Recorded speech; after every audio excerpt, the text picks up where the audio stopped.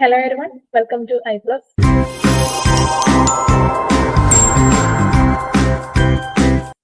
ഇന്നത്തെ ക്ലാസ്സിൽ നമ്മൾ ഡിസ്കസ് ചെയ്യാൻ വേണ്ടി പോകുന്നത് ബിൽഡിംഗ് മെറ്റീരിയൽസ് ആൻഡ് കൺസ്ട്രക്ഷൻ എന്ന് പറയുന്ന മൊഡ്യൂളിൽ നിന്നുള്ള വളരെ പ്രധാനപ്പെട്ട ക്വസ്റ്റ്യൻസ് ആണ്. അപ്പോൾ നമ്മൾ KWA ഗ്രേഡ് 3 എക്സാംസിന് വേണ്ടിയിട്ട് പ്രിപ്പയർ ചെയ്യുന്നവർക്കായിട്ടാണ് ഈ ഒരു സെക്ഷൻ നമ്മൾ കണ്ടക്ട് ചെയ്യുന്നത്. അപ്പോൾ എല്ലാവരും വളരെ ശ്രദ്ധയോടുകൂടി ഇരിക്കുക ആൻഡ് എല്ലാ ക്വസ്റ്റ്യൻസും വരുന്ന അനുസരിച്ചിട്ട് ആൻസർ കൂടി നിങ്ങളുടെ മനസ്സിലേക്ക് വരണം. ഓക്കെ, അപ്പൊ നമ്മുടെ സാധാരണ സിലബസുകളിലൊക്കെ പറയുന്നതിനേക്കാളൊക്കെ വളരെ കുറച്ച് കണ്ടന്റ് മാത്രമേ നമ്മുടെ ഈ ഒരു KWA ഗ്രേഡ് 3യുടെ സിലബസിലുള്ളൂ. ഓക്കെ, സാധാരണ നമ്മൾ ഒരുപാട് ഡോർ വിൻഡോ എന്നൊക്കെ ഒരുപാട് നമ്മൾ പഠിക്കാറുള്ളതാണ്. മെറ്റീരിയൽസും കൺസ്ട്രക്ഷനും കൂടി ചേർത്തിട്ട് ചില സിലബസുകളിൽ രണ്ടായിട്ടാണ് മൊഡ്യൂളുകളായിട്ടാണ് കൊടുത്തേക്കുന്നത്. പക്ഷെ ഇതിൽ വളരെ കുറച്ച് കണ്ടന്റ് മാത്രമേ ഉള്ളൂ.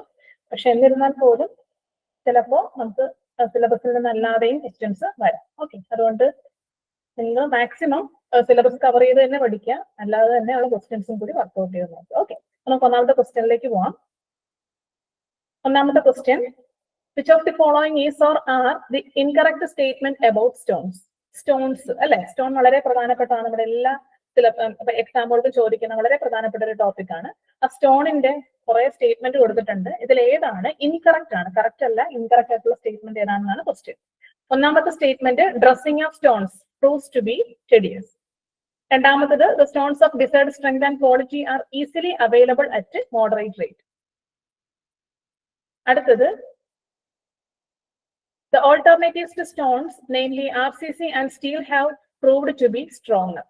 The dressing of stones proves to be time consuming. ഇതൊക്കെയാണ് മെയിൻ ആയിട്ടുള്ള നമ്മുടെ സ്റ്റേറ്റ്മെന്റുകൾ. ഇതിൽ ഏതാണ് തെറ്റായിട്ടുള്ള സ്റ്റേറ്റ്മെന്റ് എന്നാണ് ക്വസ്റ്റ്യൻ. ഓക്കെ, അപ്പൊ നിങ്ങൾ എല്ലാ സ്റ്റേറ്റ്മെന്റുകളും വായിച്ചു നോക്കുക. അതിനുശേഷം ശരിയായിട്ടുള്ളത് നമുക്ക് പെട്ടെന്ന് അറിയാലോ. ഇതിപ്പോ ജസ്റ്റ് പഠിച്ചില്ലെന്നുണ്ടെങ്കിലും നമുക്ക് നമ്മുടെ ഒരു യുക്തി അനുസരിച്ചിട്ട് എഴുതാവുന്ന ഒരു ക്വസ്റ്റ്യൻ ആണ്. ഓക്കെ, അപ്പൊ ഒന്നാമത്തെ സ്റ്റേറ്റ്മെന്റ് ഇതാണ്, the dressing of stones proved to be tedious. Okay, tedious എന്ന് വെച്ചാൽ എന്താ, അതായത് കുറച്ച് പ്രയാസകരമാണ് എന്നുള്ള രീതിയിലാണ് അല്ലെ. എന്ന് വെച്ചാൽ ഈസി ആയിട്ട് നമുക്ക് കിട്ടും. മീൻസ് എന്താണ് നോക്കിയാൽ അവരുടെ സ്റ്റേറ്റ്മെന്റ് കൊടുത്തിട്ടുണ്ട്. മെയിൻ ആയിട്ടും നമ്മൾ സ്റ്റോണിന്റെ ഡ്രസ്സിങ് എന്ന് വെച്ചാൽ എന്താ, ക്വാറിയിങ്ങിന് ശേഷം അല്ലെ, ക്വാറി സൈറ്റിൽ നിന്നും സ്റ്റോണിനെ ഒട്ടിച്ചെടുക്കുന്ന പ്രോസസ്സിനെയാണ് ക്വാറിയിങ് എന്ന് വിളിക്കുന്നത്. നമുക്കറിയാവുന്നതാണ്, അത് പരീക്ഷയ്ക്ക് എപ്പോഴും ചോദിക്കുന്ന ഒരു ക്വസ്റ്റ്യൻ ആണ്, ക്വാറിയിങ് എന്താണെന്നുള്ളത്. ക്വാറി സൈറ്റിൽ നിന്നും റോക്കിനെ വേർപെടുത്തി എടുക്കുന്ന പ്രോസസ്സിനെ വിളിക്കുന്ന പേരാണ്. ഡ്രസ്സിങ് എന്താ, ക്വാറിയിങ്ങിന് ശേഷം ആ സ്റ്റോണുകളെ നമ്മൾ ഒരു റെഗുലർ ആയിട്ടുള്ള ഷേപ്പിലേക്കൊക്കെ ജസ്റ്റ് ഡ്രസ് ചെയ്തെടുക്കുക അല്ലെ. ഓക്കെ, അതാണ്. അപ്പൊ ഈ ഒരു പ്രോസസ്സിൽ മെയിൻ ആയിട്ട് വേണ്ട നോക്കിയേ, സിഗ്നിഫിക്കന്റ് ലേബർ, അതായത് സ്കിൽഡ് ലേബർ മെയിൻ ആയിട്ട് വേണം. ഓക്കെ, അല്ല ചുമ്മാ പണി അറിയാത്ത ഒരാൾ വന്ന് പണി ചെയ്യാൻ പറ്റത്തില്ല അല്ലെ. അതായത് സ്കിൽഡ് ആയിട്ടുള്ള ലേബർ വേണം. സ്പെഷ്യലൈസ്ഡ് ടൂൾസ് വേണം. അതായത് നമ്മൾ സ്റ്റോണിന്റെ ഡ്രസ്സിങ്ങിന് വേണ്ടിയിട്ട് യൂസ് ചെയ്യുന്ന ടൂൾസ് ഏതെല്ലാമാണ്, അത് നമ്മുടെ ഒരു ടോപ്പിക് ആണ് അല്ലെ. പിന്നെ ടൈം നല്ല രീതിയിൽ വേണം. ഓക്കെ, പിന്നെ വരുന്നത് എന്താണ്, സൈസ്, ഷേപ്പ്, അതുപോലെ സ്മൂത്ത്നെസ്, സർഫസ് ഫിനിഷ്, ഇങ്ങനെയുള്ള കുറെ കാര്യങ്ങളൊക്കെ ശ്രദ്ധിക്കണം. എന്തിനു വേണ്ടിയിട്ട്, ഡ്രസ്സിങ് ചെയ്യുന്ന സമയത്ത്. അപ്പോൾ ശരിക്കും ഡ്രസ്സിംഗ് ഓഫ് സ്റ്റോൺ എന്ന് പറഞ്ഞാൽ ടെഡിയസ് അല്ലേ. ടെഡിയസ് എന്ന് വെച്ചാൽ കുറച്ച് അത്ര ഈസി അല്ല, അൺഈസി ആയിട്ടുള്ള ഒരു പ്രോസസ് ആണ് അല്ലെ. ഈസി അല്ല എന്നുള്ളതാണ് ടെഡിയസിന്റെ മീനിങ്. ഓക്കെ, അപ്പം അത് കറക്റ്റ് സ്റ്റേറ്റ്മെന്റ് ആണ്. അപ്പൊ അത് ഇൻകറക്റ്റ് എന്ന് പറയാൻ പറ്റില്ല. ഓക്കെ, നെക്സ്റ്റ് നോക്കിയേ, stones of desired strength and quality are easily available. അതായത് പെട്ടെന്ന് നമുക്ക് എന്ത് ചെയ്യാൻ പറ്റും, അല്ലെങ്കിൽ പെട്ടെന്ന് അവൈലബിൾ ആണ് ഡിസൈർഡ് സ്ട്രെങ്തിലും ക്വാളിറ്റിയിലുള്ള സ്റ്റോൺസ്. ഓക്കെ, അതവിടെ നിൽക്കട്ടെ. മൂന്നാമത്തെ statement, alternatives to stones, namely RCC and steel, have proved to be stronger. അതായത് സ്റ്റോണിന് പകരമായിട്ട് നമുക്ക് RCCയും സ്റ്റീലും ഉപയോഗിക്കാം. അപ്പൊ കുറച്ചും കൂടി സ്ട്രോങ്ങർ ആണെന്നാണ് പറയുന്നത് അല്ലെ. നമുക്ക് സ്റ്റോണിന് പകരം നമ്മൾ പണ്ടുകാലത്ത് സ്റ്റോൺ ആണ് ഉപയോഗിച്ചിരുന്നത്, പക്ഷെ ഇപ്പൊ നമ്മൾ അതിനെ റീപ്ലേസ് ചെയ്ത് RCC സ്റ്റീലൊക്കെ ഉപയോഗിക്കുന്നുണ്ട്. അപ്പൊ അതും കറക്റ്റ് ആയിട്ടുള്ള ഒരു സ്റ്റേറ്റ്മെന്റ് ആണ്. നാലാമത്തത്, dressing of stones proves to be time consuming. അതെ, അതും കറക്റ്റ് ആണ്. അപ്പൊ ഏതാ ഇൻകറക്റ്റ് സ്റ്റേറ്റ്മെന്റ്, രണ്ടാമത്തെ സ്റ്റേറ്റ്മെന്റ് ആണ് ഇൻകറക്റ്റ് ആയിട്ടുള്ള സ്റ്റേറ്റ്മെന്റ്. എന്തുകൊണ്ടാണ്, ഈസിലി അവൈലബിൾ ആണെന്ന് നമുക്ക് ഒരിക്കലും പറയാൻ പറ്റത്തില്ല അല്ലെ. അതായത് ഡിസൈർഡ് സ്ട്രെങ്തിലും ക്വാളിറ്റിയിലും ഉള്ള സ്റ്റോണിനെ ചുമ്മാ എടുക്കാൻ പറ്റത്തില്ല. അതൊക്കെ ടെസ്റ്റ് ചെയ്ത് അല്ലെ, അതിന്റെ ക്വാളിറ്റീസ് ഒക്കെ കണ്ടുപിടിച്ചൊക്കെ നമുക്ക് ഉപയോഗിക്കാൻ പറ്റുകയുള്ളൂ. അപ്പൊ ഏതാണ് ഇൻകറക്റ്റ് സ്റ്റേറ്റ്മെന്റ്, ഓൺലി 2 ആണ്. ഓക്കെ, സി ആണ് കറക്റ്റ് ആയിട്ടുള്ള statement. Next question, the property of lime by which it sets in thick masonry walls where there is no free circulation of air is named. Lime നമ്മുടെ സിലബസിൽ പറയുന്ന ഒരു topic ആണ്. So lime പഠിച്ചിരിക്കണം. ലൈമിൽ ഒരുപാട് കാര്യങ്ങൾ പഠിക്കാനായിട്ടുണ്ട് കേട്ടോ. ഓക്കെ, അപ്പൊ എന്താണ്, ലൈമിന് പല പല പ്രോപ്പർട്ടീസ് ഉണ്ട്. ഈ കൊടുത്തിരിക്കുന്ന എല്ലാ ലൈമിന്റെ പ്രോപ്പർട്ടിയാണ്. ഓപ്ഷനിൽ കൊടുത്തിരിക്കുന്ന 4ഉം ലൈമിന്റെ പ്രോപ്പർട്ടിയാണ്. പക്ഷെ അതിൽ ഏത് പ്രോപ്പർട്ടിയാണ് ഇത്, it sets in thick masonry wall. Thick masonry വോളിനെ എടുത്ത് കളഞ്ഞാലും കുഴപ്പമില്ല, സെറ്റ് ചെയ്യുന്നു എപ്പോൾ, there is no free circulation of air. അതായത് എയറിന്റെ ഫ്രീ സർക്കുലേഷൻ ഇല്ല. ഇൻ ദി ആബ്സെൻസ് ഓഫ് എയറിൽ ലൈൻ സെറ്റ് ചെയ്യുന്ന പ്രോപ്പർട്ടിനെ വിളിക്കുന്ന പേരെന്താണ്? Setting, hydraulicity, hardening, slaking. Okay, അറിയാവുന്നവർക്ക് കമന്റ് ചെയ്യാം കേട്ടോ.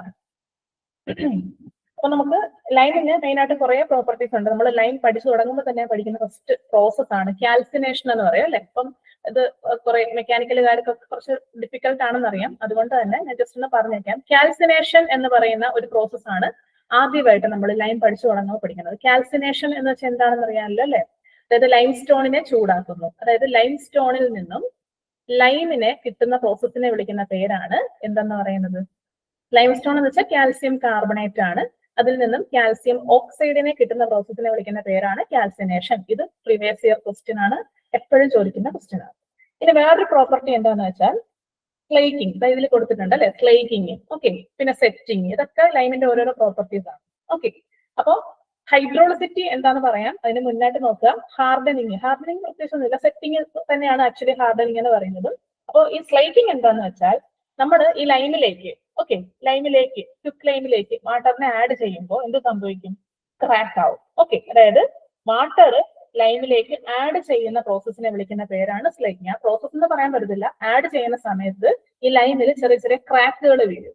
ഓക്കെ, ക്രാക്കുകൾ വീണിട്ട് ഒരു പൗഡർ ഫോമിലേക്ക് മാറുന്ന പ്രോസസ്സിനെ വിളിക്കുന്ന പേരാണ് സ്ലേക്കിംഗ് എന്ന് പറയുന്നത്. സ്ലേക്കിങ്ങിന്റെ ഫലമായിട്ട് കിട്ടുന്ന ലൈമിനെ വിളിക്കുന്ന പേരാണ് സ്ലേക്ക്ഡ് ലൈം. ഓക്കെ, അപ്പം വാട്ടർ ലൈമിലേക്ക് മിക്സ് ചെയ്യുന്ന ആ ഒരു പ്രോസസ്സാണ് സ്ലേക്കിംഗ് എന്ന് പറയുന്നത്. ഇനി അടുത്തത് സെറ്റിംഗ് ഉണ്ട് അല്ലെ. അതായത് ലൈം ഹാർഡ് ആവുന്ന പ്രോസസ്സിനെ വിളിക്കുന്ന പേരാണ് സെറ്റിംഗ് എന്ന് പറയുന്നത്. ഹാർഡ് ആവുന്ന പ്രോസസ്സാണ് സെറ്റിംഗ് എന്ന് പറയാം. ഓക്കെ, പിന്നെ വരുന്നത് എന്താണ്? ഹൈഡ്രോളിസിറ്റി. ഹൈഡ്രോളിസിറ്റി ആണ് നമ്മുടെ ക്വസ്റ്റ്യൻ. എന്താണ്? ഫ്രീ സർക്കുലേഷൻ ഓഫ് എയർ ഇല്ലാത്തപ്പോ. ഓക്കെ, അതാ ഈ കാൽസിനേഷൻ എന്ന് പറയുന്നത് in the presence of oxygen ആണ്. പക്ഷേ ഓക്സിജന്റെ പ്രസൻസ് ഇല്ലാതെ എന്ത് സംഭവിക്കുന്നു? ഇല്ലാതെ തന്നെ ആ ഒരു സെറ്റ് ആവാനുള്ള പ്രോപ്പർട്ടിനെ വിളിക്കുന്ന പേരാണ്. അതാണ് important. In the no free circulation of air. ഇതാണ് ഇമ്പോർട്ടന്റ്. ഓക്കെ, അതാണ് ഹൈഡ്രോളിസിറ്റി എന്ന് പറയും. ഓക്കെ, ക്ലിയർ ആയെന്ന് വിചാരിക്കുന്നു കേട്ടോ. അപ്പൊ ലൈമിന്റെ കുറച്ചധികം കാര്യങ്ങൾ ഞാനിവിടെ പറഞ്ഞിട്ടുണ്ട്. ഇത്രയും കാര്യങ്ങൾ വളരെ മസ്റ്റ് ആയിട്ട് പഠിച്ചിട്ട് പോവുക. അടുത്ത question, which of the following statement indicates characteristics of good sand? ഇപ്പൊ സാൻഡ് എന്ന് പറഞ്ഞാൽ പ്രത്യേകിച്ച് നമ്മുടെ സിലബസിൽ കൊടുത്തിട്ടില്ല. പക്ഷേ സാൻഡ് അല്ലെങ്കിൽ ഫൈൻ അഗ്രിഗേറ്റ് എന്ന് പറയുന്നത് കോൺക്രീറ്റിൽ ഇൻക്ലൂഡഡ് ആണ് അല്ലെ. അപ്പൊ നമുക്കത് പഠിച്ചേ പറ്റും. അപ്പൊ സാൻഡിന്റെ നല്ല ക്യാരക്ടർ ഏതാണെന്നാണ് നോക്കിക്കോളുക ഓരോ സ്റ്റേറ്റ്മെന്റ്സും. It should be strong and durable. രണ്ടാമത്തത് it should be chemically inert. Then the grain should retain in 4.75 mm seal. Then grain should pass through ISA 75 micron. അപ്പൊ ഏതൊക്കെ സ്റ്റേറ്റ്മെന്റ്സ്? അതൊക്കെ വളരെ സിമ്പിൾ ആയിട്ടുള്ള കാര്യങ്ങളാണ്. ഇതൊക്കെ ബേസിക് ആയിട്ടുള്ള കാര്യങ്ങളൊന്നും എല്ലാം നമ്മൾ അറിഞ്ഞിരിക്കണം കേട്ടോ. ഓക്കെ, അപ്പൊ ഏതൊക്കെയാണ് നമ്മുടെ ഒരു സാൻഡിന്റെ നല്ല ക്യാരക്ടർ? ഓക്കെ, ഏതൊക്കെയായിരിക്കും? ഒന്നാമത്തെ നോക്കിയേ, സാൻഡ് നമ്മൾ ഉപയോഗിക്കുന്നത് മെയിൻ ആയിട്ട് നമ്മൾ ഉപയോഗിക്കുന്നത് എവിടെയാണ്? കോൺക്രീറ്റിൽ യൂസ് ചെയ്യും. അതായത് സാൻഡിൽ നമ്മൾ ഉപയോഗിക്കുന്ന ഫോം എന്താ? കോൺക്രീറ്റിൽ ഉപയോഗിക്കുമ്പോൾ സാൻഡിനെ വിളിക്കുന്ന പേരാണ് ഫൈൻ അഗ്രിഗേറ്റ് അല്ലെ. ഫൈൻ അഗ്രിഗേറ്റ് എന്ന് വിളിക്കും. അപ്പൊ ഈ ഫൈൻ അഗ്രിഗേറ്റ് സ്ട്രോങ് ആയിരിക്കണം, ഡ്യൂറബിൾ ആയിരിക്കണം അല്ലെ. ഡ്യൂറബിൾ അല്ലെങ്കിൽ എന്ത് സംഭവിക്കും? അത് കോൺക്രീറ്റിന്റെ സ്ട്രെങ്തിനെ കാര്യമായിട്ട് ബാധിക്കും. ഓക്കെ, അപ്പൊ അത് കറക്റ്റാണ്. പിന്നെ വരുന്നത് എന്താ? It should be chemically inert. Chemically inert എന്ന് വെച്ചാൽ എന്താണ്? അതായത് സാൻഡ് കോൺക്രീറ്റിലേക്ക് നമ്മൾ ആഡ് ചെയ്തു, വാട്ടറുമായിട്ട് മിക്സ് ചെയ്തിട്ട് കെമിക്കൽ റിയാക്ഷൻസ് ഒന്നും ഉണ്ടാവാൻ പാടില്ല. ഇനേർട്ട് ആയിട്ടിരിക്കുക, ന്യൂട്രൽ ആയിട്ടിരിക്കുക. ഓക്കെ, പിന്നെ അടുത്ത എന്താ? Grain should retain in 4.75 mm seal. നമ്മള് സാൻഡിനെ അല്ലെങ്കിൽ അഗ്രിഗേറ്റിനെ രണ്ടായിട്ടാണ് നമ്മൾ ക്ലാസിഫൈ ചെയ്യുന്നത്. അഗ്രിഗേറ്റ്സിനെ ജസ്റ്റ് ഒന്ന് ഞാൻ പറഞ്ഞേക്കാം. അഗ്രിഗേറ്റ്സിനെ മെയിൻ ആയിട്ടും നമ്മൾ രണ്ടായിട്ടാണ് ക്ലാസിഫൈ ചെയ്യുന്നത്. ഒന്നെന്ന് പറയുന്നത് കോഴ്സ് അഗ്രിഗേറ്റ്, രണ്ടാമത്തതാണ് ഫൈൻ അഗ്രിഗേറ്റ്. ഇതിനെ എങ്ങനെ ക്ലാസിഫൈ ചെയ്യുന്നു എന്ന് വെച്ചാല് അതിന്റെ സൈസിനെ ബേസ് ചെയ്തിട്ടാണ്. അതായത് നമ്മൾക്ക് ഒരു സീവ് അറിയാലോ എല്ലാവർക്കും അല്ലെ. സീവ് എടുത്തു കഴിഞ്ഞാൽ ആ സീവിന്റെ സൈസ് അതായത് 4.75 mm സീവ് ആണ് നമ്മൾ എടുക്കുന്നത്. ഈ സീവിലൂടെ പാസ് ചെയ്യുവാണെങ്കിൽ ഫൈൻ അഗ്രിഗേറ്റ്, പാസ് ചെയ്തില്ല ആ ഒരു വേർഡ് ഏതാണ്? റീറ്റെയിൻ ചെയ്യുവാണെങ്കിൽ. ഓക്കെ, റീറ്റെയിൻ ചെയ്യുവാണെങ്കിൽ കോഴ്സ്. ഓക്കെ, അപ്പൊ ഇവിടെ നോക്കിയേ, റീറ്റെയിൻ ചെയ്യുന്നതാണോ സാൻഡ് എന്ന് പറയുന്നത്? അല്ല അല്ലെ, പാസ് ചെയ്യുന്നതാണ് സാൻഡ്. അപ്പൊ ഈ ഒരു സ്റ്റേറ്റ്മെന്റ് തെറ്റല്ലേ? അതെ. നെക്സ്റ്റ് നോക്കിയേ, grain should pass through ISA 75 micron. നിങ്ങൾക്ക് അറിയാമായിരിക്കും 75 മൈക്രോൺ എന്ന് വെച്ചാൽ എന്തുമാത്രം ചെറുതാ അല്ലെ. മൈക്രോണിനെ MM-ലേക്ക് ആക്കാൻ നിങ്ങൾ 1000 കൊണ്ട് ഡിവൈഡ് ചെയ്താൽ മതി. അപ്പൊ അത്രയും ചെറുതാണ് ആ സീവിന്റെ സൈസ്. ഒരിക്കലും എന്താണ്, അതായത് അത്രയും ചെറുതാണ്. അപ്പൊ ഈ സാൻഡ് എന്ന് പറയുന്നത് കുറച്ചും കൂടെ തരികൾ പോലെ കിടക്കുന്നേ അല്ലേ. അപ്പൊ ഈ തരികൾ എന്ന് പറയുന്നത് ഒരിക്കലും ഈ 75 മൈക്രോൺ സീവിലൂടെ കടന്നു പോകാൻ പാടില്ല. മീൻസ് 4.75 mm സീവിലൂടെ പാസ് ചെയ്ത് 75 മൈക്രോൺ സീവിൽ റീറ്റെയിൻ ചെയ്യുന്ന അഗ്രിഗേറ്റ്സിനെ വിളിക്കുന്ന പേരാണ് ഫൈൻ അഗ്രിഗേറ്റ് എന്ന് പറയുന്നത്. ഓക്കെ, എല്ലാവർക്കും ക്ലിയർ ആയെന്ന് വിചാരിക്കുന്നു. ഒന്നുകൂടെ പറയാം, കുറച്ചും കൂടെ സ്പെസിഫിക് ആയിട്ട് പറഞ്ഞു കഴിഞ്ഞാൽ 4.75 mm പാസ് ചെയ്ത് സീവിലൂടെ പാസ് ചെയ്ത് അതിന്റെ താഴെ നമ്മൾ 75 മൈക്രോണിന്റെ സീവ് വെക്കുകയാണെങ്കിൽ അതിൽ റീറ്റെയിൻ ചെയ്യുന്ന അഗ്രിഗേറ്റ്സിനെയാണ് നമ്മൾ മെയിൻ ആയിട്ടും നല്ല ക്യാരക്ടറുള്ള സാൻഡ് എന്ന് പറയും. ഓക്കെ, അപ്പൊ ഇതും തെറ്റായിട്ടുള്ള സ്റ്റേറ്റ്മെന്റ് ആണ്. സോ കറക്റ്റ് ആയിട്ടുള്ള ക്യാരക്ടറിസ്റ്റിക്സ് എന്ന് പറയുന്നത് 1 ഉം 2 ഉം ആയിരിക്കും. ഓക്കെ, ബി ആണ് ഓപ്ഷൻ. ഓക്കെ, അപ്പൊ നിങ്ങൾ ചെറുതായിട്ടൊന്ന് കമന്റ് ചെയ്ത് കഴിഞ്ഞാൽ കുറച്ചും കൂടി ബെറ്റർ ആയിരിക്കും കേട്ടോ. ഓക്കെ, അടുത്ത ക്വസ്റ്റ്യനിലേക്ക് പോവാം. Cement mortar recommended four reinforced brick work teams. Cement mortar, അതായത് റെയിൻഫോഴ്സ്ഡ് ബ്രിക്ക് വർക്കിന് വേണ്ടിയിട്ട് ഉപയോഗിക്കുന്ന സിമെന്റ് മോർട്ടാറിന്റെ റേഷ്യോ എത്രയാണ്? സിമെന്റ് മോർട്ടാർ എന്ന് വെച്ചാൽ എന്താ? സിമെന്റും സാൻഡും കൂടെ ചേരുന്നതാണ് അല്ലെ. സിമെന്റ് സാൻഡും കൂടെ ചേർന്ന മിക്സ് ആണ് നമ്മൾ മറ്റേ തേക്കത്തില്ല, തേക്കാൻ വേണ്ടിയിട്ട് യൂസ് ചെയ്യുന്നത് അല്ലെ, ഭിത്തിയൊക്കെ. ഓക്കെ, ചാന്ത്. അപ്പൊ അതാണ്. അപ്പൊ റെയിൻഫോഴ്സ്ഡ് ബ്രിക്ക് വർക്കിന് വേണ്ടി യൂസ് ചെയ്യുന്ന ആ ഒരു റേഷ്യോ എത്രയാണെന്നാണ് ക്വസ്റ്റ്യൻ കേട്ടോ. കുറച്ചധികം റേഷ്യോകളുണ്ട്, നമ്മൾ പഠിച്ചു വെച്ചാൽ കുറച്ചുകൂടി നല്ലതായിരിക്കും, നമുക്കൊരു മാർക്ക് കിട്ടും കേട്ടോ. അപ്പൊ ഒന്ന് ആലോചിച്ച് നോക്കിയേ, എന്നിട്ട് കമന്റ് ചെയ്യാവുന്നവർക്ക് കമന്റ് ചെയ്യാം. ഓക്കെ, ആ ടേബിൾ കാണിച്ചു തരാം. ആ ടേബിളിൽ നിങ്ങൾക്ക് ഓർത്തിരിക്കാൻ പറ്റുന്നത് മാക്സിമം പഠിക്കുക കേട്ടോ. ടേബിൾ ഇതാണ്, നോക്കിക്കേ. നേച്ചർ ഓഫ് വർക്ക്, ഓരോ ടൈപ്പ് വർക്കിനും നമ്മൾ ഓരോ റേഷ്യോസ് ആണ് യൂസ് ചെയ്യുന്നത് കേട്ടോ. പോയിന്റിങ്ങിന് 1:1 to 1:2. DPC എന്താ? ഡാംപ് പ്രൂഫ് കോഴ്സ് അല്ലെ, ഡാം പ്രൂഫ് കോഴ്സ്, അതിന് 1:2 ആണ്. ജനറൽ RCC, അതായത് സാധാ RCCക്കും റെയിൻഫോഴ്സ്ഡ് ബ്രിക്ക് വർക്കിനും വാട്ടർ ലോഗ്ഡ് ഏരിയാസിലും ഒക്കെ നമ്മൾ ഉപയോഗിക്കുന്നത് 1:3 ആണ്. അത് തന്നെയാണ് പാർട്ടീഷൻ വോൾസിനും യൂസ് ചെയ്യുന്നത്. പ്ലാസ്റ്ററിങ്ങിന് ഉപയോഗിക്കുന്നത് 1:3 to 1:4 ആണ്. ഇനി ഓപ്ഷൻസിൽ ഇത് രണ്ടും വരുവാണെന്ന് വിചാരിക്കും, സെലക്ട് ചെയ്യേണ്ടത് 1:4 ആയിരിക്കണം കേട്ടോ. പ്ലാസ്റ്ററിങ്ങിന് 1:3 to 1:4 ആണ് ഉപയോഗിക്കുന്നത്. രണ്ടും ഓപ്ഷൻസിൽ വരികയാണെന്നുണ്ടെങ്കിൽ 1:4 വേണം സെലക്ട് ചെയ്യാൻ. സ്റ്റോൺ മേസൺറി പരീക്ഷയ്ക്ക് ചോദിക്കുന്ന വളരെ പ്രധാനപ്പെട്ടതാണിത്, 1:6 കേട്ടോ. പിന്നെ ഈ DPCയും ചോദിക്കാറുണ്ട്. ഓക്കെ, DPC എക്സാമിന് ചോദിച്ചിട്ടുള്ളതാണ്, സ്റ്റോൺ മേസൺറി ചോദിച്ചിട്ടുള്ളതാണ്. അതുപോലെ തന്നെ ഇപ്പൊ നമ്മൾ പറഞ്ഞ റെയിൻഫോഴ്സ്ഡ് ബ്രിക്ക് വർക്ക് ഇതും ചോദിച്ചിട്ടുള്ളതാണ് കേട്ടോ. ബാക്കിയുള്ളതും കൂടി ഒന്ന് ഓർത്ത്. ഓക്കെ, അപ്പൊ നമ്മുടെ ആൻസർ എന്ത് വരും? 1:3, ഡി ആണ് ആൻസർ. ഓക്കെ, അടുത്ത ക്വസ്റ്റ്യനിലേക്ക് പോവാം. Which is the slump of concrete used for road construction? നിങ്ങൾ പരീക്ഷയ്ക്ക് പോകുമ്പോൾ ഒരിക്കലും ഇത് നോക്കാതെ പോകരുത്, കാരണം ഇതിൽ നിന്നൊരു ക്വസ്റ്റ്യൻ എന്തായാലും ചോദിക്കും കേട്ടോ. റോഡ് കൺസ്ട്രക്ഷന് വേണ്ടിയിട്ട് ഉപയോഗിക്കുന്ന കോൺക്രീറ്റിന്റെ സ്ലംബ് എത്രയാണ്? ഓരോ വർക്കിനും ഓരോ സ്ലംബാണ് നമ്മൾ ഉപയോഗിക്കുന്നത്. ഓക്കെ, അതിൽ റോഡ് കൺസ്ട്രക്ഷൻ, റോഡിന്റെ വർക്കിന് വേണ്ടിയിട്ട് ഉപയോഗിക്കുന്ന സ്ലംബ് ഏതാണ്? എപ്പോഴും പരീക്ഷയ്ക്ക് ചോദിക്കുന്നതാണിത് കേട്ടോ. നമ്മൾ ഒരു നോക്കിയില്ലെങ്കിൽ നമ്മൾ ഉറപ്പായിട്ടും മറന്നു പോകും. സോ നോക്കിയിട്ട് പോവുക. 40 to 50, 20 to 40, 70 to 80 and 25 to 50 ആണ്. ഇതിൽ ഏതാണ് റോഡ് കൺസ്ട്രക്ഷന് വേണ്ടിയിട്ട് യൂസ് ചെയ്യുന്ന സ്ലംബ് ഓഫ് കോൺക്രീറ്റ്? ഞാൻ ഇതിൽ ഇൻക്ലൂഡ് ചെയ്തിരിക്കുന്നത് റിപ്പീറ്റഡ് ക്വസ്റ്റ്യൻസ് ആണ് കേട്ടോ. ഓക്കെ, അപ്പോ ഇതിലും ഞാൻ ഒരു ടേബിൾ കൊടുത്തിട്ടുണ്ട്. ആ ടേബിൾ അതുപോലെ പഠിച്ചു കഴിഞ്ഞാൽ നല്ലതായിരിക്കും കേട്ടോ. ഓരോന്നും കൊടുത്തിട്ടുണ്ട്. ഫസ്റ്റ് വൺ തന്നെയാണ് കോൺക്രീറ്റ് ഫോർ റോഡ് കൺസ്ട്രക്ഷൻ. കണ്ടോ, 20 to 40 mm ആണ് കോൺക്രീറ്റ് ഫോർ റോഡ് കൺസ്ട്രക്ഷൻ എന്ന് പറയുന്നത്. പിന്നെ concrete for top kerb, parapet, pier, slab, walls, അങ്ങനെ.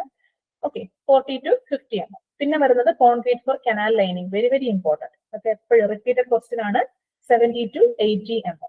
Then concrete for arch and side walls of tunnels, 90 to 100 mm. The normal RCC work, very very important. ഇത് വളരെ വളരെ important ആണ്, 80 to 150 mm. Then mass concrete വളരെ important ആണ്, 20 to 50 mm. പിന്നെ concrete to be vibrated 10 to 25. അപ്പൊ ഞാൻ ഈ വരച്ചിരിക്കുന്നുണ്ടല്ലോ മൂന്നെണ്ണം, canal lining, normal RCC, mass concrete, road construction, ഇത്രയുമാണ് എപ്പോഴും ചോദിക്കുന്ന ക്വസ്റ്റ്യൻസ്, ഈ 4 കേട്ടോ.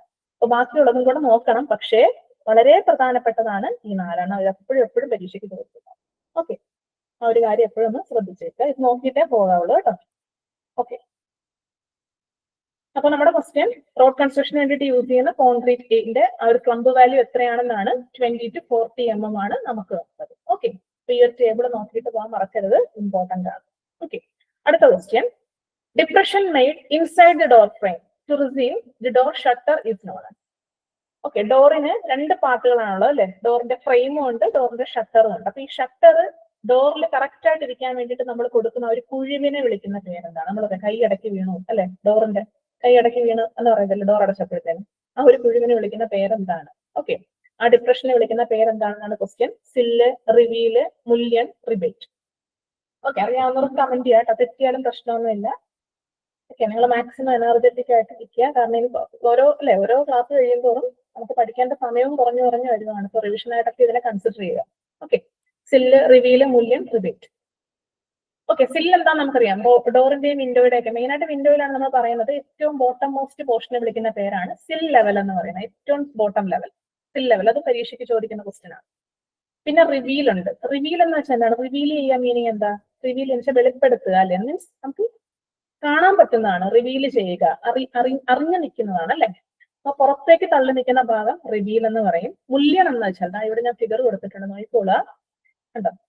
മുല്യൻ എന്ന് വെച്ചാൽ ഈ ഭാഗമാണ്. അതായത് ഇങ്ങനെ രണ്ടായിട്ട് ഡിവൈഡ് ചെയ്യുന്നത്, ഈ ഒരു പോർഷനെ വിളിക്കുന്ന പേരാണ് മുല്യൻ. അതായത് ഡോറിന്റെ ഷട്ടറിനെ രണ്ട് ഭാഗമായിട്ട് ഡിവൈഡ് ചെയ്യുന്ന വെർട്ടിക്കൽ നമ്പറിനെ വിളിക്കുന്ന പേരാണ് മുല്യൻ. വെരി വെരി ഇമ്പോർട്ടന്റ്, പരീക്ഷയ്ക്ക് ചോദിക്കാറുള്ളതാണ് കേട്ടോ. എപ്പോഴും എക്സാമിന് ചോദിക്കുന്ന ഒരു ക്വസ്റ്റൻ ആണ് മുല്യൻ എന്താണുള്ളത്. അപ്പൊ നമുക്ക് വേണ്ട കാര്യമാണ് ഈ ഒരു കുഴുവിനെയാണ് അല്ലെ, ഈ ഡോർ ഷട്ടറിനെ റിസീവ് ചെയ്യുന്ന ഈ ഒരു കുഴുവിനെ വിളിക്കുന്ന പേരാണ് എന്താണ് വേണ്ടത്? എന്താണത്? റിബേറ്റ് ആണ് കേട്ടോ, റിബേറ്റ്. ഓക്കെ, റിബേറ്റ് ആണ് അതെന്ന് പറയുന്നത്. നെക്സ്റ്റ് ക്വസ്റ്റ്യനിലേക്ക് പോവാം. A pier is made monolithic with the walls to increase the stability of wall is called. അതായത് ഒരു ഭിത്തി ഉണ്ടെന്ന് വിചാരിക്കും, അല്ലെങ്കിൽ ഒരു മതിൽ ഉണ്ടെന്ന് വിചാരിക്കും. ആ മതിലിന് കുറച്ചും കൂടെ സ്റ്റെബിലിറ്റി കൊടുക്കാൻ വേണ്ടിയിട്ട് നമ്മൾ അഡീഷണൽ ആയിട്ട് കെട്ടുന്ന ഒരു പിയറിനെ വിളിക്കുന്ന പേരെന്താ? Buttress, corbel, template, spalls. അല്ലെ, ഓരോ പേരുകൾ എടുത്ത് നോക്കിയാൽ നമുക്ക് പെട്ടെന്ന് അറിയാൻ പറ്റും ഏതാണ് വാക്കെന്നുള്ളത് അല്ലെ. അതായത് ഒരു വോളിന്റെ സ്റ്റെബിലിറ്റിനെ ഇൻക്രീസ് ചെയ്യുന്നതിന് വേണ്ടിയിട്ട് ആ വോളിലേക്ക് മൊത്തത്തിൽ മോണോലിത്തിക് എന്ന് വെച്ചാൽ ഒറ്റയായിട്ട് കൊടുക്കുന്ന ആ ഒരു പിയറിനെ വിളിക്കുന്ന പേരെന്താണ്? പിയർ മീൻസ് എന്താ? ഒരു കോളം പോലെ അല്ലെങ്കിൽ ഒരു സപ്പോർട്ട് പോലെ കൊടുക്കുന്ന ആ ഒരു സ്ട്രക്ചറിനെ വിളിക്കുന്ന പേരെന്താണെന്നാണ് question. Buttress, corbel, template, spalls. Okay, comment ചെയ്യാട്ടോ.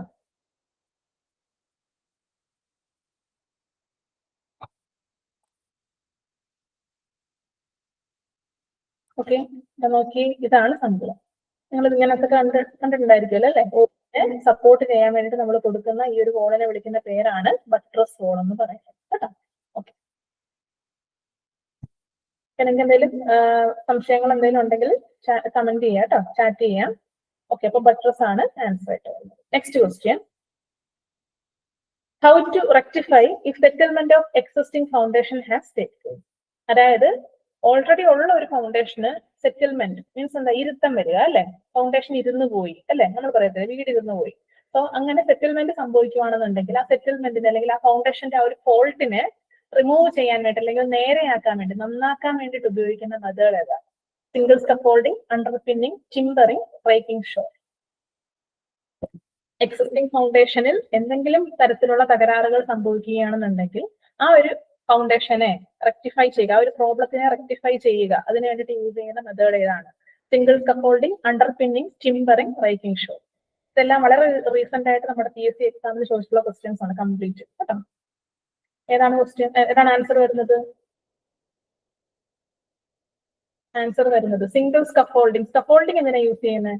പെയിന്റിങ്ങിനും അതുപോലെയുള്ള അല്ലെ, അതായത് നമുക്ക് കുറച്ച് ഹൈറ്റില് നമുക്ക് കൺസ്ട്രക്ഷൻ വർക്കുകളൊക്കെ ചെയ്യാൻ വേണ്ടിയിട്ടുള്ള സപ്പോർട്ടുകളാണ് സ്കഫോൾഡിംഗ്. മുളയൊക്കെ വെച്ചിട്ട്, മുള മാത്രമല്ല പല ടൈപ്പ് മെറ്റീരിയൽസ് ഉണ്ട് അല്ലെ. അപ്പൊ അതൊക്കെയാണ് നമ്മുടെ സ്കഫോൾഡിംഗ് കൊണ്ട് ഉദ്ദേശിക്കുന്നത്. പിന്നെ ടിമ്പറിംഗും നമുക്ക് മെയിൻ ആയിട്ട് ഫ്രെയിം വർക്കുകൾ തന്നെയാണ് ഉദ്ദേശിക്കുന്നത്.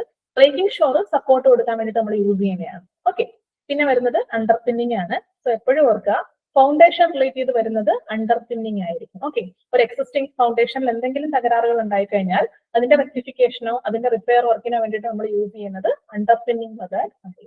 ഓക്കെ, എപ്പോഴും ഓർക്കുക. Repeated question. അടുത്ത ക്വസ്റ്റ്യനിലേക്ക് പോവാം. Cutting a brick longitudinally in 2 equal parts is known. Longitudinal എന്ന് വെച്ചാൽ ലെങ്ത് വൈസ് ആണ്. ഓക്കെ, ലെങ്ത് വൈസ് ഒരു ബ്രിക്കിനെ കറക്റ്റ് രണ്ടായിട്ട് മുറിക്കുമ്പോൾ കിട്ടുന്ന ഒരു ഭാഗത്തിനെ വിളിക്കുന്ന പേരെന്താണ്? King closer, tune closer, bevelled closer, half.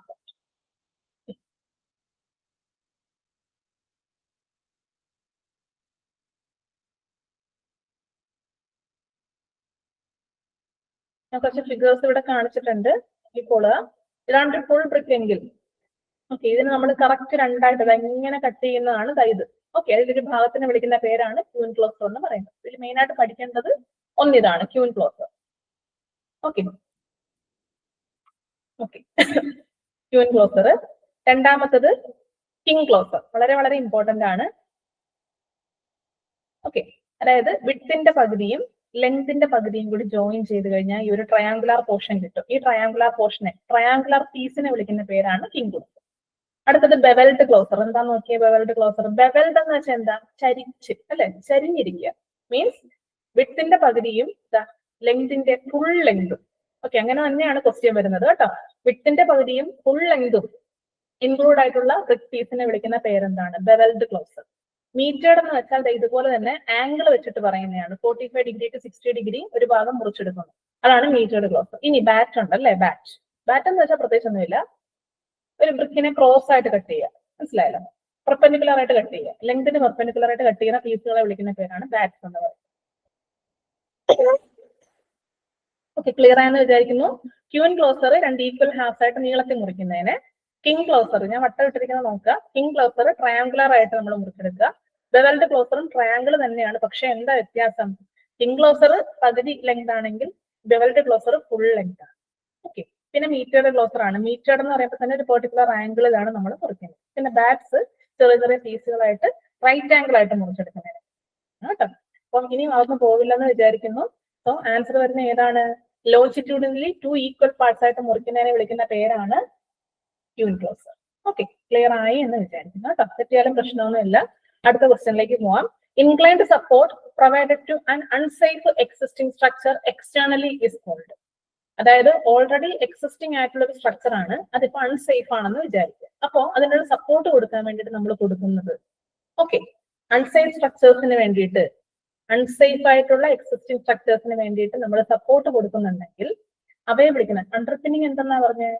Under pinning എന്ന് വരുമ്പോഴേ ഓർക്കുക, ഫൗണ്ടേഷൻ ആണ്. അണ്ടർ മീൻസ് താഴത്ത്, അല്ലെ? ഓക്കെ, താഴത്ത്. അപ്പം ഈ താഴത്ത് പറയുമ്പോൾ എന്താണ്? ഏറ്റവും താഴെ വരുന്ന പോർഷൻ ഫൗണ്ടേഷൻ ആണ്. അപ്പൊ ഒരിക്കലും മറക്കരുത്, ഫൗണ്ടേഷനുമായിട്ട് റിലേറ്റ് ചെയ്ത് വരുന്ന പേരാണ് അണ്ടർ പിന്നിങ്. സോ എക്സിസ്റ്റിംഗ് ഫൗണ്ടേഷന് എന്തെങ്കിലും കേടുപാട് വരുവാണെന്നുണ്ടെങ്കിൽ അതിന്റെ റിപ്പയറിന് വേണ്ടിയിട്ട് യൂസ് ചെയ്യുന്ന ടെക്നിക്കാണ് അണ്ടർ പിന്നിങ്. ഷോർ എന്താ? ഷോർ എന്ന് വെച്ചാൽ കംപ്ലീറ്റ് ഷോർ എന്താണ്? അൺസേഫ് ആയിട്ടുള്ള എക്സിസ്റ്റിംഗ് സ്ട്രക്ചർ, മൊത്തം സ്ട്രക്ചർ, ഹോൾ സ്ട്രക്ചറിന് സേഫ് ആക്കാൻ വേണ്ടിയിട്ട് അല്ലെങ്കിൽ സപ്പോർട്ട് കൊടുക്കുന്നതാണ്. അതിൽ തന്നെ 3 ടൈപ്പ് ഷോർ ഉണ്ട്. ഓരോന്നും ഞാൻ പറഞ്ഞുതരാം. First raking shore. ഓക്കെ, അതാണ് നിൽക്കട്ടെ. Flying shore. ഫ്ലൈ ചെയ്യുന്നത് എങ്ങനെയാ? നമ്മൾ ഹൊറിസോണ്ടൽ ആയിട്ട് 2 കൈയും വീശിയല്ലേ നമ്മൾ പറക്കുന്നത്, അല്ലെ? സോ ഹൊറിസോണ്ടൽ ആയിട്ട് ഇപ്പൊ ഒരാളുണ്ടെന്നുണ്ടെങ്കിൽ അയാൾ എങ്ങനെ പറക്കുന്നതായിട്ട് കാണിക്കുന്നത്? എന്താ? ഇങ്ങനെ കൈ ഇങ്ങോട്ടും ഇങ്ങോട്ടും വെച്ചാണ് പറക്കുന്നത്, അല്ലെ? സോ ഹൊറിസോണ്ടൽ ആയിട്ട്, ഹൊറിസോണ്ടൽ എന്ന് പറഞ്ഞു കഴിഞ്ഞാൽ ഫ്ലൈയിങ് ഷോർ എന്ന് നോക്കുക. Dead shore. Okay, dead shore vertical ആണ്. അത് നിങ്ങൾക്ക് ഇഷ്ടമുള്ള രീതിയിൽ ഓർത്തിരിക്കുക, ഞാൻ പറയുന്നില്ല. So dead shore vertical and flying shore horizontal. Raking shore എന്ന് വെച്ചാൽ എന്താണ്? കറക്റ്റ് ആണ് ആൻസർ പറഞ്ഞത്. ഇൻക്ലൈൻഡ് ഷോറിനെ വിളിക്കുന്ന പേരാണ് റേക്കിംഗ് ഷോർ കേട്ടോ. അപ്പൊ ആൻസർ വരുന്നത് റേക്കിംഗ് ഷോർ. നെക്സ്റ്റ് ക്വസ്റ്റ്യനിലേക്ക് പോവാം. Vertical member of a frame which is employed to subdivide a window or a door opening is called. ഞാൻ ഓൾറെഡി അത് പറഞ്ഞായിരുന്നു, അല്ലെ? ഒരു വിൻഡോ ഓപ്പണിങ്ങിനെ 2ആയിട്ട് ഡിവൈഡ് ചെയ്യുന്ന വെർട്ടിക്കൽ മെമ്പറിനെ വിളിക്കുന്ന പേരെന്താ? Transom, mullion, holdfast, cross right. Okay, ഞാൻ നേരത്തെ ഡോറിന്റെ പടം ഒന്ന് കാണിച്ചു തരാം. ഈ ഡോറില് നമ്മൾ പഠിച്ചതാണ് vertical member dividing the door shutter. Door ഷട്ടറിനെ 2ആയിട്ട് ഡിവൈഡ് ചെയ്യുന്ന ഈ ഒരു വെർട്ടിക്കൽ മെമ്പറിനെ വിളിക്കുന്ന പേരെന്ന് പറയുന്നത് എന്താന്നാ പറഞ്ഞേ? മുല്യൻ എന്നാ വിളിക്കുന്നത് കേട്ടോ. എല്ലാവർക്കും തെറ്റിപ്പോകുന്ന ഒരു ക്വസ്റ്റ്യൻ ആണിത്. വെർട്ടിക്കൽ മെമ്പർ ആണെങ്കിൽ വെർട്ടിക്കലി ഡിവൈഡ് ചെയ്യുന്നത് മുല്യൻ, ഹൊറിസോണ്ടലി ഡിവൈഡ് ചെയ്യുന്നത് ട്രാൻസ്ഫോം കേട്ടോ. ഇപ്പൊ ട്രാൻസ്ഫോമിന്റെ ടി അല്ലേ ഫസ്റ്റ് എഴുതുന്നത്? ടിയിൽ ആദ്യം നമ്മൾ ഏതാ എഴുതുന്നത്? വര. അല്ലാതെ ആദ്യം ഇങ്ങനെയാണ് എഴുതുന്നത്? അല്ല, ആദ്യം വരയിട്ടിട്ടാണ് ടി എഴുതുന്നത്. സോ ഹൊറിസോണ്ടലി ഡിവൈഡ് ചെയ്യുന്ന മെമ്പറാണ് ട്രാൻസ്ഫോം, വെർട്ടിക്കലി ഡിവൈഡ് ചെയ്യുന്ന മെമ്പറാണ് മുല്യൻ. ഓക്കെ, അതെപ്പോഴും ഓർക്കുക കേട്ടോ. സോ ബി ആണ് answer. Next question. Which window is provided near the top of main roof? ഇത് എല്ലാവർക്കും തെറ്റിപ്പോകുന്ന ഒരു ക്വസ്റ്റ്യൻ. വിൻഡോയിൽ പല ടൈപ്പ് വിൻഡോസ് ഉണ്ട്. Gable window, dormer window, bay window, അല്ലെ? Casement window, clerestory window, പല സ്കൈലൈറ്റ് വിൻഡോ, പല ടൈപ്പ് ഓഫ് വിൻഡോസ് ഉണ്ട്. പക്ഷെ അതില് മെയിൻ റൂഫിന്റെ ടോപ്പിൽ കൊടുക്കുന്ന, ടോപ്പിൽ എന്നല്ല, നിയർ ദി ടോപ്പ് ആണ് കേട്ടോ. Near the top of the main roof കൊടുക്കുന്ന വിൻഡോ ഏതാണ്? ഈ ഒരു പരീക്ഷയ്ക്ക് തന്നെ ഇപ്പൊ ഈ ഒരു ഓപ്ഷനിൽ നമുക്ക് എളുപ്പം എഴുതാൻ പറ്റും. പക്ഷെ ഡോർമർ വിൻഡോ, അതുപോലെ തന്നെ എന്താ ബേ വിൻഡോ, സ്കൈലൈറ്റ് എന്നൊക്കെ കൂടി അഡീഷണൽ ആയിട്ട് വന്നു കഴിയുമ്പോൾ എല്ലാവർക്കും തെറ്റിപ്പോകും കേട്ടോ. അപ്പൊ ഏത് വിൻഡോയാണ് മെയിൻ റൂഫിന് നിയറസ്റ്റ് ആയിട്ട് പ്രൊവൈഡ് ചെയ്യുന്നത്? Panelled window, casement window, clerestory window, gable window. Okay, ഞാൻ ജസ്റ്റ് ഫിഗേഴ്സ് കാണിച്ചു തരാം. നോക്കിയേ, രണ്ടാമത്തെ ഫിഗർ നോക്കിയേ, ഗേബിൾ വിൻഡോ. നോക്കിയേ, ഗേബിൾ വിൻഡോ ഒരു റൂഫിന്റെ അറ്റത്ത് ട്രയാങ്കുലാർ ആയിട്ട് വരുന്ന ഈ ഒരു പോർഷൻ ഉണ്ടല്ലോ അല്ലെ, ട്രയാങ്കുലാർ പോർഷൻ. ഈ ട്രയാങ്കുലാർ ഭാഗത്തിനെ വിളിക്കുന്ന പേരാണ് ഗേബിൾ. ഗേബിൾ എൻഡ് എന്ന് പറയും, ഗേബിൾ എൻഡ്. ഓക്കെ, ഒരു ബിൽഡിംഗ് ആണ്, ആ ബിൽഡിങ്ങിന്റെ സ്ലോപ്ഡ് റൂഫ് ആണെങ്കിൽ ആ സ്ലോപ്ഡ് എൻഡിനെ വിളിക്കുന്ന പേരാണ് ഗേബിൾ എൻഡ്. ആ ഗേബിൾ എൻഡിൽ വരുന്ന വിൻഡോയെ വിളിക്കുന്ന പേരാണ് ഗേബിൾ വിൻഡോ എന്ന് പറയുന്നത്. അത് അങ്ങനെ തന്നെയാണ് പരീക്ഷയ്ക്ക് ചോദിക്കുന്നത്. ഓക്കെ, ഇനി ഡോർമർ വിൻഡോ എന്താ? റൂഫിൽ കൊടുക്കുന്ന, റൂഫിൽ നിന്നും പുറത്തേക്ക് പ്രൊജക്ട് ചെയ്ത് നിൽക്കുന്ന ടൈപ്പ് വിൻഡോയാണ് ഡോർമർ വിൻഡോ. ഇനി നോക്കിയേ, ഇവിടെ ഒരു വിൻഡോ ഞാൻ കാണിച്ചിരിക്കുന്നുണ്ടോ? വീടിന്റെ റൂമിൽ നിന്ന് മുകളിൽ ഏറ്റവും ടോപ്പിൽ റൂഫിനോട് ചേർന്ന് വരുന്ന ഈ വിൻഡോ, അതാണ് ക്ലിയർ സ്റ്റോറി വിൻഡോ എന്ന് പറയുന്നത് കേട്ടോ. തെറ്റിക്കരുത്.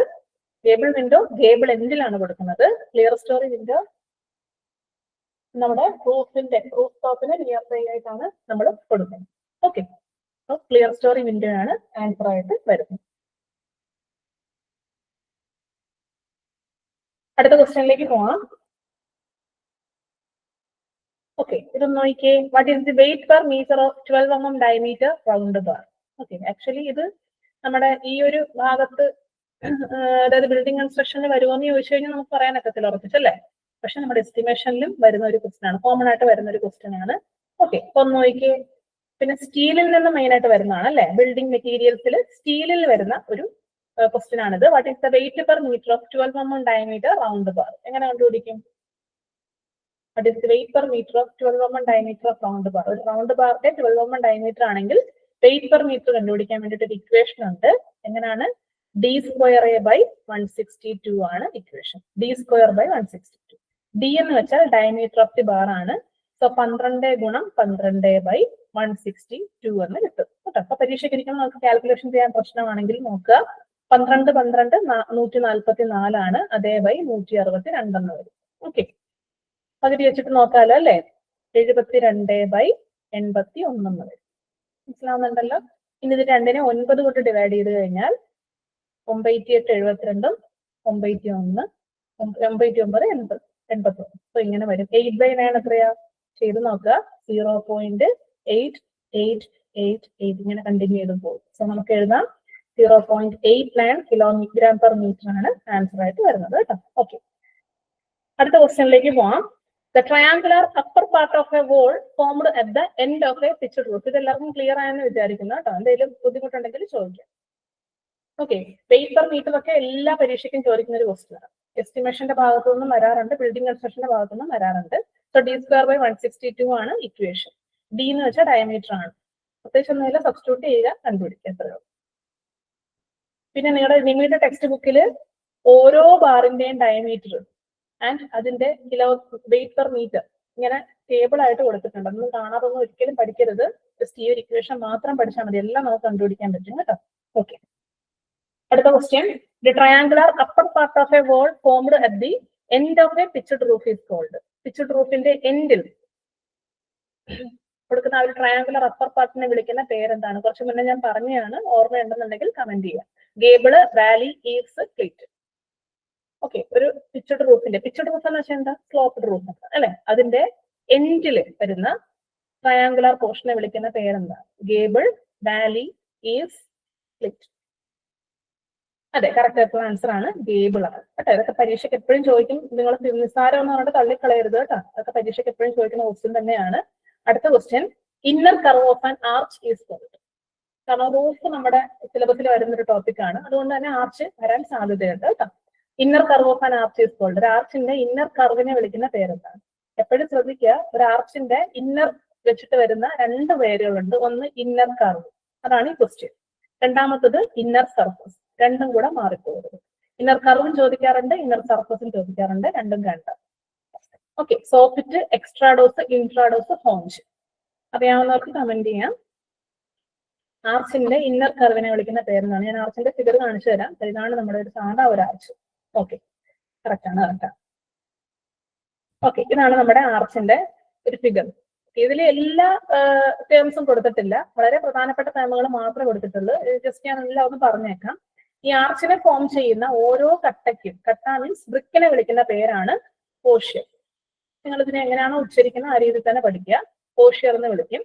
ഓക്കെ, ഊസിയർ എന്ന് വിളിക്കുന്നവരും കാണുമായിരിക്കും. അപ്പൊ നിങ്ങളുടെ ഇഷ്ടമുള്ള പോലെ അതിനെ പേര് വിളിക്കാം. ഓക്കെ, അപ്പൊ ഓരോ ബ്രിക്കിനെയും വിളിക്കുന്ന പേരാണ്. ഈ ഒരു വെഡ്ജ് ഷേപ്പ് ആണ് അല്ലേ, ഓരോ ബ്രിക്കിനും വെഡ്ജ് ഷേപ്പ് അല്ലേ എന്ന് വെച്ചാൽ ഈ ഒരു ഷേപ്പിൽ ഇരിക്കുകയാണ്, ഇങ്ങനെ ഇങ്ങനെ ഇരിക്കും. സോ ആ ഒരു ഷേപ്പിലുള്ള ബ്രിക്കിനെ വിളിക്കുന്ന പേര് പോർഷ്യർ എന്നാണ്, പരീക്ഷയ്ക്ക് ചോദിക്കുന്നതാണ്. നെക്സ്റ്റ്, ഈ ആർച്ചിന്റെ എക്സ്റ്റേണൽ ആയിട്ടുള്ളത് ഈ ഒരു എക്സ്റ്റീരിയർ കർവിനെ വിളിക്കുന്ന പേര്, ഈ ഒരു കർവിനെ വിളിക്കുന്ന പേരാണ് എക്സ്ട്രാഡോസ്. Exterior extrados. അപ്പൊ ഇന്റീരിയർ എന്താ? ഇൻട്രാഡോസ് അല്ലെ, ഇൻട്രാഡോസ്. ഇന്നർ കർവിനെ വിളിക്കുന്ന പേരാണ് ഇൻട്രാഡോസ്. തീർന്നിട്ടില്ല. ഈ ഇന്നർ കർവിനകത്ത് വരുന്ന ഇത്രയും ഭാഗം ഉണ്ടല്ലോ, ആ ഉൾഭാഗത്തിനെ വിളിക്കുന്ന പേരാണ് സോഫിറ്റ് എന്ന് പറയും. നമ്മുടെ സ്റ്റെയറിന്റെ ഉൾഭാഗത്തിനെ വിളിക്കുന്ന പേര് സോഫിറ്റ് എന്ന് തന്നെയാണ്. ഓക്കെ, അപ്പൊ ഇന്നർ സർഫസിനെ വിളിക്കുന്ന പേര് സോഫിറ്റ്. ക്രൗൺ എന്ന് വെച്ചാൽ എന്താ? ക്രൗൺ എന്ന് വെച്ചാൽ ടോപ്പ് മോസ്റ്റ് പോർഷനെ വിളിക്കുന്ന പേരാണ്, അല്ലെങ്കിൽ ടോപ്പ് മോസ്റ്റ് വരുന്ന ഈ ഒരു പോർഷ്യറിനെ വിളിക്കുന്ന പേര് കീസ്റ്റോൺ ആണ്. ഓക്കെ, അപ്പൊ അതും തെറ്റിപ്പോകുന്ന ഒരു ക്വസ്റ്റൻ ആണ് കേട്ടോ. അതായത് ടോപ്പ് മോസ്റ്റ് പോയിന്റിനെ വിളിക്കുന്ന പേര് ക്രൗൺ, ടോപ്പ് മോസ്റ്റിൽ വരുന്ന പോർഷ്യറിനെ അല്ലെങ്കിൽ സ്റ്റോണിനെ വിളിക്കുന്ന പേര് കീസ്റ്റോൺ. അത് രണ്ടും തെറ്റിപ്പോകാൻ പാടില്ല. ഓക്കെ, പിന്നെ നമ്മുടെ അബോട്ട്മെന്റിനോട് അല്ലെങ്കിൽ ഈ ഒരു സപ്പോർട്ടിനോട് ചേർന്ന് വരുന്ന ഈ ഒരു ഭാഗത്ത് വരുന്ന പോർഷ്യറിനെ വിളിക്കുന്ന പേരാണ് സ്പ്രിംഗർ എന്ന് പറയുന്നത്. പിന്നെ ആ ഒരു സപ്പോർട്ടിനെ ഇമ്പോസ്റ്റർ എന്ന് വിളിക്കും. ഇങ്ങനെയുള്ള വളരെ പ്രധാനപ്പെട്ട കുറച്ച് കാര്യങ്ങളാണ് ഉള്ളത് കേട്ടോ. ഓക്കെ, പിന്നെ ട്രയാങ്കുലർ അപ്പർ പോർഷനെ വിളിക്കുന്ന ഈ ഒരു ഹാഫ് പോർഷനെ വിളിക്കുന്ന പേരാണ് ഹോഞ്ച് എന്ന് പറയുന്നത്. അതും കൂടി ഒന്ന് ഓർത്ത്. ഇതൊക്കെ ചോദിക്കുന്ന ക്വസ്റ്റ്യൻസ് ആണ്. സോ നമ്മുടെ ആൻസർ ഇന്നർ കർവിനെ വിളിക്കുന്ന പേര് ഇൻട്രാഡോസ്. അത് ഇന്നർ സർഫസ് ആയിരുന്നെങ്കിൽ അതിനെ എന്ത് വിളിച്ചാണ്? സോഫിറ്റ് എന്ന് വിളിച്ചു. ഓക്കെ, ക്ലിയർ ആയെന്ന് വിചാരിക്കുന്നു. പറഞ്ഞ ആൻസർ എല്ലാം കറക്റ്റ് ആണ് കേട്ടോ. അടുത്ത question, the vertical joints separating the bricks in either length or cross direction is known as. Vertical ജോയിന്റ്സും ഉണ്ട്, ഹൊറിസോണ്ടൽ ജോയിന്റ്സും ഉണ്ട് ബ്രിക്കിന്റെ. ആ വെർട്ടിക്കൽ ജോയിന്റ്സിനെ വിളിക്കുന്ന പേരാണ് question. Lab joint, bed joint, header, circle. Comment ചെയ്യാം കേട്ടോ. നിങ്ങൾ പെട്ടെന്ന് റെസ്പോണ്ട് ചെയ്ത് കഴിഞ്ഞാൽ നമുക്ക് മാക്സിമം ക്വസ്റ്റ്യൻസ് ഡിസ്കസ് ചെയ്യാൻ വേണ്ടി പറ്റും കേട്ടോ. Lap joint, bed joint, header, perpends. ഏതാണ് വെർട്ടിക്കൽ ജോയിന്റ് സെപ്പറേറ്റിംഗ് ബ്രിക്സ്? തെറ്റിയാലും കുഴപ്പമില്ല. ഓക്കെ, നിങ്ങൾ കമന്റ് ചെയ്യുന്നത് ആക്ച്വലി എനിക്ക് മാത്രമേ കാണാൻ പറ്റുള്ളൂ കേട്ടോ. Okay, lap joint, bed joint, header, സർഫൻസ്.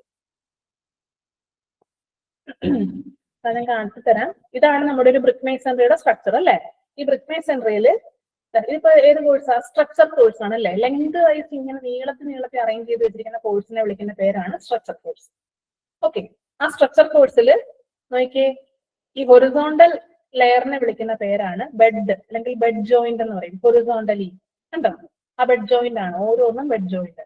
പക്ഷെ വെർട്ടിക്കൽ ആയിട്ടുള്ളത് ഈ ജോയിന്റ് ഏതാ? അതാണ് പെർപ്പൻസ്. ഓർത്തിരിക്കാനുള്ള മാർഗം പറഞ്ഞുതരാം. പെർപെൻഡിക്കുലാർ എന്ന് ഓർത്താൽ മതി. പെർപെൻഡിക്കുലാർ. ഓക്കെ, സപ്പർപ്പൻസ് എന്നാണ് അതിനെ വിളിക്കുന്ന പേര്. ഓക്കെ, അപ്പോ പെർപ്പൻസ് ആണ് ആൻസർ കേട്ടോ. ഓക്കെ, പെർപ്പൻസ്. ഓക്കെ, തെറ്റിപ്പോയൊരു ക്ഷമിക്കണ്ട, പെർപ്പൻസ് എന്നാണ് ആൻസർ ആയിട്ട്. അടുത്ത ക്വസ്റ്റ്യനിലേക്ക് പോവുകയാണ്. Which test is carried out for determining workability of concrete? Simple question ആണ്, പക്ഷെ എപ്പോഴും ചോദിക്കുന്ന ക്വസ്റ്റ്യൻ ആണ്. Okay, which test is carried out for determining workability of concrete? കോൺക്രീറ്റിന്റെ വർക്കബിലിറ്റി കണ്ടുപിടിക്കാൻ വേണ്ടിയിട്ട് ഉപയോഗിക്കുന്ന ടെസ്റ്റ് ഏതാണ്? Slump test, attrition test, cube test, sieve test.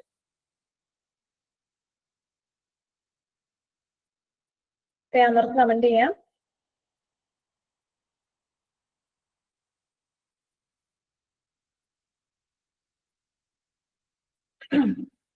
ഇതില് നമ്മള് എന്താ കോൺക്രീറ്റിന് വേണ്ടിയിട്ട് ഉപയോഗിക്കുന്ന ടെസ്റ്റുകളാണ് actually slump test, cube test. Attrition test നമ്മൾ യൂസ് ചെയ്യുന്നത് സ്റ്റോണിന് വേണ്ടിയിട്ടാണ്. ഓക്കെ, സീവ് ടെസ്റ്റ് അഗ്രിഗേറ്റ്സിന് വേണ്ടിയിട്ട് യൂസ് ചെയ്യും. ഓക്കെ, അപ്പോ ഈ അട്രീഷൻ ടെസ്റ്റ് സ്റ്റോണിന് വേണ്ടിയിട്ടാണ് യൂസ് ചെയ്യുന്നത്. സ്റ്റോണിന്റെ തേയ്മാനം കണ്ടുപിടിക്കാൻ വേണ്ടി. തേയ്മാനത്തിന്റെ പേരാണ് വിയർ ആൻഡ് ടിയർ. ഓക്കെ, തേയ്മാനം കണ്ടുപിടിക്കാൻ വേണ്ടിയിട്ട് ഉപയോഗിക്കുന്ന ടെസ്റ്റ് ആണ് സ്റ്റോൺ. പരീക്ഷയ്ക്ക് ചോദിക്കുന്ന ക്വസ്റ്റൻ ആണ് കേട്ടോ. നിങ്ങൾക്ക് ഓപ്ഷനിൽ നിന്ന് തന്നെ പുതിയ പുതിയ ക്വസ്റ്റ്യൻസ് കിട്ടുന്നുണ്ട്. സോ വേർ കണ്ടുപിടിക്കാൻ വേണ്ടിയിട്ട് നമ്മൾ ഉപയോഗിക്കുന്ന ടെസ്റ്റ് അട്രീഷൻ ടെസ്റ്റ് ആണ്. ഇനി ക്യൂബ് ടെസ്റ്റ് എന്താണ്? Cube compressive strength. Okay, strength കണ്ടുപിടിക്കാൻ വേണ്ടിയിട്ട് കംപ്രസീവ് സ്ട്രെങ്ത് ഓഫ് സ്റ്റോൺ കണ്ടുപിടിക്കാൻ വേണ്ടിയിട്ട് സ്റ്റോണും കണ്ടുപിടിക്കാൻ പറ്റും, അതുപോലെ സ്റ്റോൺ അല്ല, കംപ്രസീവ് സ്ട്രെങ്ത് ഓഫ് കോൺക്രീറ്റ് കണ്ടുപിടിക്കാൻ വേണ്ടിയിട്ട് യൂസ് ചെയ്യുന്ന ടെസ്റ്റ് ആണ് ക്യൂബ് ടെസ്റ്റ് എന്ന് പറയാം. സീവ് ടെസ്റ്റ് എന്താ? പാർട്ടിക്കിൾ ഡിസ്ട്രിബ്യൂഷൻ അല്ലെങ്കിൽ എത്രത്തോളം ഫൈനർ ആണ് ഓരോ പാർട്ടിക്കിൾസും അഗ്രിഗേറ്റിൽ, അത് കണ്ടുപിടിക്കാൻ വേണ്ടിയിട്ട് യൂസ് ചെയ്യുന്നതാണ് സീവ് അനാലിസിസ്. സീവ് ചെയ്യുക, അരിക്കുക അല്ലെ. നെക്സ്റ്റ് സ്ലംബ് ടെസ്റ്റ് ആണ് വർക്കബിലിറ്റി കണ്ടുപിടിക്കാൻ വേണ്ടി ഉപയോഗിക്കുന്ന മോസ്റ്റ് കോമൺ നമ്മുടെ സൈറ്റുകളിലൊക്കെ ഓക്കെ കൺസ്ട്രക്ഷൻ സൈറ്റുകളിലൊക്കെ നമ്മൾ ചെയ്യുന്ന ടെസ്റ്റ് സ്ലംബ് ടെസ്റ്റ് ആണ് കേട്ടോ. സോ സ്ലംബ് ടെസ്റ്റ് വളരെ വളരെ ഇമ്പോർട്ടന്റ് ആണ്, എപ്പോഴും പരീക്ഷയ്ക്ക് ചോദിക്കും കേട്ടോ. ഇനിയും ഉണ്ട് വർക്കബിലിറ്റിയുടെ കുറെ ടെസ്റ്റുകൾ, ഇനിയുള്ള ക്വസ്റ്റ്യനുകളിൽ അത് വരുന്നുണ്ട് കേട്ടോ. അടുത്ത question, spread footing for a wall is known as. Footing നമ്മുടെ സിലബസിലുണ്ട് കേട്ടോ. ഫൂട്ടിങ് അല്ലെങ്കിൽ ഫൗണ്ടേഷൻ നമ്മുടെ സിലബസിലുള്ളതാണ്. അതുകൊണ്ട് ഫൂട്ടിങ് സാധാരണ എല്ലാവർക്കും പഠിക്കാൻ കുറച്ച് മടിയാണ്, പക്ഷെ ഫൂട്ടിങ്ങിൽ നിന്ന് ക്വസ്റ്റ്യൻസ് വരാറുണ്ട്, കൂടുതൽ പേർക്ക് തെറ്റിപ്പോകാറുണ്ട്. ഓക്കെ, അപ്പൊ വോളില് നമ്മൾ ഉപയോഗിക്കുന്ന spread footing for a wall. Spread footing എന്ന് വെച്ചാൽ വോള് നമുക്കറിയാം കണ്ടിന്യൂസ് ആണല്ലേ വോൾ. അപ്പൊ നമ്മൾ അവിടെ ഉപയോഗിക്കുന്ന സ്പ്രെഡ് ഫൂട്ടിങ്ങിനെ വിളിക്കുന്ന മറ്റു പേരെന്താണെന്നാണ് കേട്ടോ. സ്പ്രെഡ് ഫൂട്ടിങ്ങിനെ വിളിക്കുന്ന മറ്റു പേരാണ് സ്ട്രിപ്പ് ഫൂട്ടിംഗ് എന്ന് വിളിക്കും, അല്ലെങ്കിൽ വിളിക്കുന്ന മറ്റൊരു പേര് കമ്പൈൻഡ് സ്പ്രെഡ് ഫൂട്ടിംഗ് എന്ന് വിളിക്കും. ഓക്കെ, അപ്പൊ ഓപ്ഷൻ എ ആണ് ആൻസർ. സ്പ്രെഡ് ഫൂട്ടിംഗ് വിളിക്കുന്ന മറ്റൊരു പേര് സ്ട്രിപ്പ് ഫൂട്ടിംഗ്. ഓക്കെ, അടുത്തത് basalt is an example of. എന്തായാലും ഈ ഒരു ഭാഗത്തു നിന്ന് സ്റ്റോണുകളുടെ ക്ലാസിഫിക്കേഷന്റെ അകത്തുനിന്ന് ഒരു ക്വസ്റ്റ്യൻ വളരെ മസ്റ്റായിട്ടും ചോദിക്കും. വളരെ പ്രധാനമാണത് സ്റ്റോണിന്റെ ക്ലാസിഫിക്കേഷൻ. ഓക്കെ, സ്റ്റോണിനെ പ്രധാനമായിട്ടും നമ്മൾ igneous rocks, sedimentary rocks, metamorphic rocks എന്ന് മൂന്നായിട്ടാണ് ക്ലാസിഫൈ ചെയ്യുന്നത്. ജിയോളജിക്കൽ ക്ലാസിഫിക്കേഷൻ അല്ലാതെ മറ്റു രണ്ട് ക്ലാസിഫിക്കേഷൻസും കൂടി ഉണ്ട്. എന്തായാലും ക്ലാസിഫിക്കേഷൻ പഠിച്ചിട്ട് പോവുക, ഒരു ക്വസ്റ്റ്യൻ മസ്റ്റ് ആണ്. ഓക്കെ, അപ്പൊ ബസാൾട്ട് ഏതിന് എക്സാമ്പിൾ? അതാണ് നമ്മുടെ question. Plutonic rock, sedimentary rock, volcanic rock, hypabyssal rock, ഇതാണ് ഓപ്ഷൻസ് ആയിട്ട് വരുന്നത്. ഓക്കെ, അപ്പൊ ഞാൻ ഓക്കെ തെറ്റിയാലും കുഴപ്പമൊന്നുമില്ല കേട്ടോ. നിങ്ങൾ റെസ്പോണ്ട് ചെയ്യുന്നത് കാണുമ്പോൾ ഒരു ഓക്കെ. അപ്പോൾ ഞാൻ ജസ്റ്റ് ഇവിടെ ഒന്ന് കാണിച്ചേക്കാം. നമ്മൾ മെയിൻ ആയിട്ടും സ്റ്റോണിനെ അല്ലെങ്കിൽ റോക്കിനെ മൂന്നായിട്ട് ക്ലാസിഫൈ ചെയ്യും. ഒന്ന് ഇഗ്നിയസ് റോക്ക്, രണ്ട് സെഡിമെന്ററി റോക്ക്, മൂന്ന് മെറ്റാമോർഫിക് റോക്ക്. ഇത് ഈ ക്ലാസിഫിക്കേഷനെ വിളിക്കുന്ന പേരാണ് ജിയോളജിക്കൽ ക്ലാസിഫിക്കേഷൻ കേട്ടോ. ജിയോളജിക്കൽ ക്ലാസിഫിക്കേഷൻ ആണ് ജിയോളജിക്കൽ ക്ലാസിഫിക്കേഷൻ. ഇഗ്നിയസ് റോക്സ് എന്ന് വെച്ചാൽ നോക്കിക്കേ, അതിന് എക്സാമ്പിൾസ് ആണ് വളരെ പ്രധാന. ഇത് നമ്മുടെ കൂളിംഗ് ഓഫ് മാഗ്മ, നമുക്കറിയാലോ അഗ്നിപർവ്വത സ്ഫോടനം ഒക്കെ ഉണ്ടാവുന്നു അല്ലെ. അപ്പൊ ആ ഒരു മാഗ്മ, ആ ഒരു കൂളിംഗ് സംഭവിച്ച് കട്ടിയായിട്ടുണ്ടാവുന്നതാണ് ഇഗ്നിയസ് റോക്സ്. ഇഗ്നിയസിന്റെ മീനിങ് എന്നതല്ലേ അല്ലെ, ഇഗ്നിയസ് കത്തുക എന്നാണല്ലേ മീൻ ചെയ്യുന്നത്, വളരെ അല്ലെ ചൂട് കൂടുതലാണ്.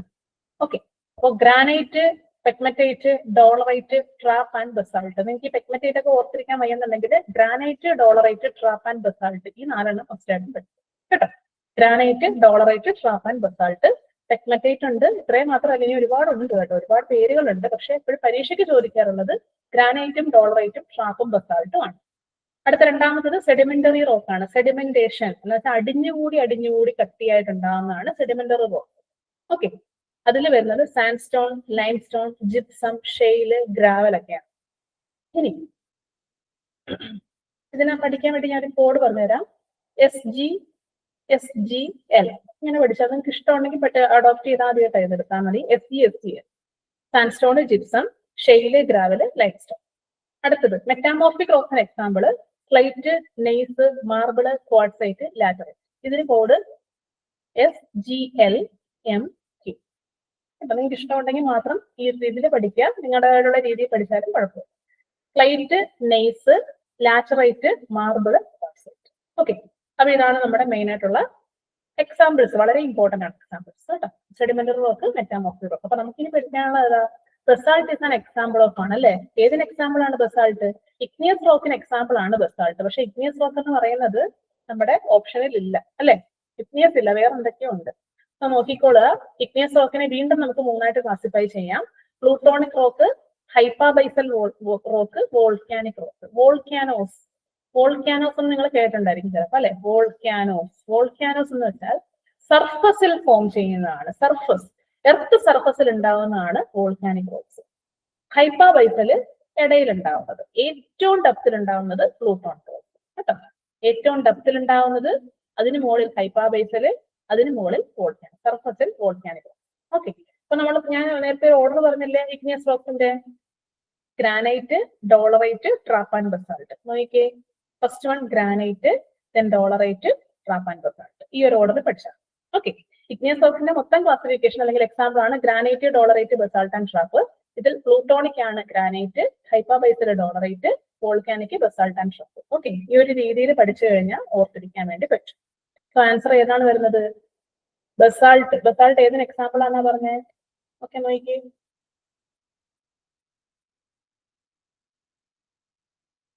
ഓക്കെ, കറക്റ്റ് ആയിട്ടുള്ള ആൻസർ സി ആണ്, വോൾക്കാനിക് റോക്ക് ആണ് ബസാൾട്ട് കേട്ടോ. അടുത്ത ക്വസ്റ്റ്യനിലേക്ക് പോവാം. Nice is formed from. Nice എന്ന് പറയുന്നത് ഏതിൽ നിന്നാണ് ഫോം ചെയ്യുന്നത് കേട്ടോ? നെയ്സ് നമ്മൾ ഓൾറെഡി കണ്ടു. നെയ്സ് എവിടെ വന്നേ? മെറ്റാമോർഫിക് റോക്കിൽ നിന്നാണ് വന്നേ അല്ലേ? നെയ്സിന് എക്സാമ്പിൾ അല്ലെ, സോറി, മെറ്റാമോർഫിക് റോക്കിന് എക്സാമ്പിൾ ആണ് നെയ്സ്. പക്ഷെ നെയ്സ് ഫോം ചെയ്യുന്നത് എന്തിൽ നിന്നാണെന്നാണ് ക്വസ്റ്റ്യൻ കേട്ടോ. ഓക്കെ, കറക്റ്റ് ആണ് കേട്ടോ, കമന്റ് ചെയ്തേക്കുന്നത്. ഓക്കെ, ബാക്കിയുള്ളവർക്കും കമന്റ് ചെയ്യാം. നെയ്സ് ഈസ് ഫോംഡ് ഫ്രം, എവിടെ നിന്നാണ് നെയ്സ് ഫോം ചെയ്യുന്നത്? Trap, granite, basalt, sandstone. ഒരു കാര്യം ഓർക്കുക, മെറ്റാമോർഫിക് റോക്ക് മൂന്നാമത്തെ ക്ലാസിഫിക്കേഷൻ ആണ് അല്ലെ, മെറ്റാമോർഫിക് റോക്ക്. ഈ മെറ്റാമോർഫിക് റോക്സ് വരുന്നത്, ഫോം ചെയ്യുന്നത് ഇഗ്നിയസ് റോക്കിൽ നിന്നും അതുപോലെ തന്നെ സെഡിമെന്ററി റോക്കിൽ നിന്നും ആയിരിക്കും. ഇഗ്നിയസ് റോക്കിൽ കുറെ ഇഗ്നിയസ് റോക്ക് നമ്മൾ പഠിച്ചു, കുറെ സെഡിമെന്ററി റോക്ക് പഠിച്ചു. ഇതിനൊക്കെ എന്തെങ്കിലും രൂപമാറ്റം സംഭവിച്ചുണ്ടാവുന്നതാണ് മെറ്റാമോർഫിക് റോക്സ് എന്ന് പറയുന്നത് കേട്ടോ. ഓക്കെ, അതും പരീക്ഷയ്ക്ക് ചോദിക്കാറുണ്ട്. മെറ്റാമോർഫിസം മീനിങ് അതാണ്, ചേഞ്ച് സംഭവിക്കുക. ഓക്കെ, അപ്പോ ട്രാപ്പ്, ഗ്രാനൈറ്റ്, ബസാൾട്ട്, സാൻഡ്സ്റ്റോൺ. അപ്പൊ ഇതെല്ലാം എന്താ, സെഡിമെന്ററിക്കും ഇഗ്നിയസിനും എക്സാമ്പിൾസ് ആയിട്ടുള്ള. അപ്പൊ ഇതിൽ ഈ നേരിൽ നിന്നാണ് നെയ്സ് ഫോം ചെയ്യുന്നതെന്നാണ് നമ്മുടെ ക്വസ്റ്റ്യൻ. ഓക്കെ, അപ്പൊ ആൻസർ ഇതാണ്, ഗ്രാനൈറ്റിൽ നിന്നാണ്. ഓക്കെ, ആൻസർ കറക്റ്റ് ആണ്, കമന്റ് ചെയ്തേക്കുന്നത് കേട്ടോ. അപ്പൊ ഗ്രാനൈറ്റിൽ നിന്നാണ് നമ്മുടെ നെയ്സ് ഫോം ചെയ്യുന്നത്. ഗ്രാനൈറ്റിൽ നിന്നാണ് നെയ്സ് ഫോം ചെയ്യുന്നത്. ഇതുപോലെയുള്ള കുറച്ച് കാര്യങ്ങൾ ഞാൻ ഇവിടെ എഴുതിയേക്കാം, ഒന്ന് പഠിക്കാൻ വേണ്ടിയിട്ട് നോക്കുക കേട്ടോ. അപ്പൊ ഒന്നാമതായിട്ട് ഉള്ളത് മെറ്റാമോർഫിസം എന്ന് പറയുന്നത്, ഗ്രാനൈറ്റിൽ നിന്നും ആരുണ്ടായി? നെയ്സ് ഉണ്ടായി അല്ലെ? നെയ്സ് ഉണ്ടായത് ഗ്രാനൈറ്റിൽ നിന്നാണ്. ഇനി സാൻഡ്സ്റ്റോൺ ഇല്ലേ, നമ്മുടെ സെഡിമെന്ററി റോക്കിൽ ഒരെണ്ണമാണ് അല്ലെ സാൻഡ്സ്റ്റോൺ. സാൻഡ്സ്റ്റോണിൽ നിന്നുണ്ടാവുന്ന ആളാണ് ക്വാർട്സൈറ്റ്. ഇനി ലൈംസ്റ്റോൺ ഉണ്ടല്ലോ, ലൈംസ്റ്റോണിൽ നിന്നുണ്ടാവുന്ന ആളാണ് മാർബിൾ കേട്ടോ. നിങ്ങൾക്ക് പഠിക്കാൻ പറ്റുന്ന അത്രയും പഠിച്ചു വെക്കാം. ഗ്രാനൈറ്റിൽ നിന്ന് നെയ്സ് ഉണ്ടാവുന്നു, സാൻഡ്സ്റ്റോണിൽ നിന്ന് ക്വാർട്സൈറ്റ് ഉണ്ടാവുന്നു, ലൈംസ്റ്റോണിൽ നിന്ന് മാർബിൾ ഉണ്ടാവും. ഇനിയുണ്ട്, ഇനിയുള്ളതെന്ന് വെച്ചാൽ ട്രാപ്പ് ഉണ്ടല്ലേ, അതായത് ട്രാപ്പ് നമ്മൾ പഠിച്ചത് ഇവിടെ ഫസ്റ്റ് ഓപ്ഷൻ അല്ലേ, ട്രാപ്പിൽ നിന്നുണ്ടാവുന്ന ആളാണ് ലാറ്ററൈറ്റ് കേട്ടോ. ലാറ്ററൈറ്റ് ആണ് ട്രാപ്പിൽ നിന്നുണ്ടാവുന്നത്. ഇനിയുണ്ട് ഷെയിലിൽ നിന്നുണ്ടാവുന്ന ആളാണ് സ്ലൈറ്റ്.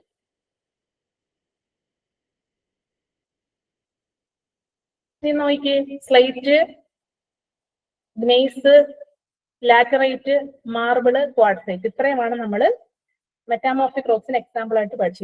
ഇതല്ല, ഇത്രയെങ്കിലും അറ്റ്ലീസ്റ്റ് ഇത്രയെങ്കിലും ഏരിയ നിന്നൊക്കെ ഉണ്ടാവുന്ന ജസ്റ്റ് ഒന്ന് പഠിച്ചു വെക്കാം കേട്ടോ.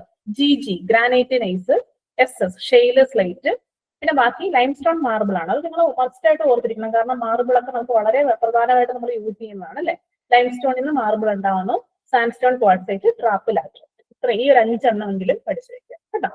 അപ്പൊ ഇതാണ് നമ്മുടെ പ്രധാനമായിട്ടുള്ള ഒരു ട്രാൻസ്ഫോർമേഷൻ അല്ലെങ്കിൽ മെറ്റാമോർഫിക് ആക്ഷൻ എന്ന് പറയുന്നത്. ഓക്കെ, നിങ്ങൾക്ക് ഒത്തിരി ഭാരമായിട്ട് തോന്നുന്നുണ്ടെങ്കിൽ ഞാൻ ഈ പറയുന്ന പോയിന്റുകളെങ്കിലും അറ്റ്ലീസ്റ്റ് നല്ലപോലെ പഠിച്ചു വെക്കും. അടുത്ത ക്വസ്റ്റ്യനിലേക്ക് പോവാം. Mixing the brick earth with the ingredients in dry state. Brick നമുക്ക് ഉണ്ടാക്കണമെന്നുണ്ടെങ്കിൽ, ബ്രിക്ക് അറിയാലോ അല്ലെ, കട്ട ഇഷ്ടികയാണ്. ഇഷ്ടിക നമുക്ക് ഉണ്ടാക്കണമെങ്കിൽ കുറെ ഇൻഗ്രീഡിയൻസ് ഉണ്ട്. Lime, silica, alumina, iron oxide, അങ്ങനെ പല പല ഇൻഗ്രീഡിയൻസ് പല പല പെർസെന്റേജിൽ ആഡ് ചെയ്യുമ്പോഴാണ് നമുക്ക് ബ്രിക്കിനെ കിട്ടുന്നത് അല്ലെ. ആഡ് ചെയ്ത് ചുമ്മാ ആഡ് ചെയ്താൽ പോരാ, കുറെ പ്രോസസ് ഒക്കെ ഉണ്ട് അല്ലെ. വെതറിങ്, അങ്ങനെ കുറെ ഉണ്ട്. Okay, drying, burning, okay, moulding, അങ്ങനെ പല പല ടൈപ്പ് ഓഫ് ഉണ്ട്. അപ്പൊ അതില് ഏത് പ്രോസസ്സാണിത്? അതായത് ബ്രിക്കർത്തിന്റെ ഇൻഗ്രീഡിയൻസിനെ എല്ലാം ഡ്രൈ സ്റ്റേറ്റിൽ തന്നെ, അത് വളരെ ഇമ്പോർട്ടന്റ് ആണ്, ഡ്രൈ സ്റ്റേറ്റിൽ തന്നെ മിക്സ് ചെയ്യുന്ന പ്രോസസ്സിനെ വിളിക്കുന്ന പേരെന്താണ്? Weathering, blending, tempering, moulding.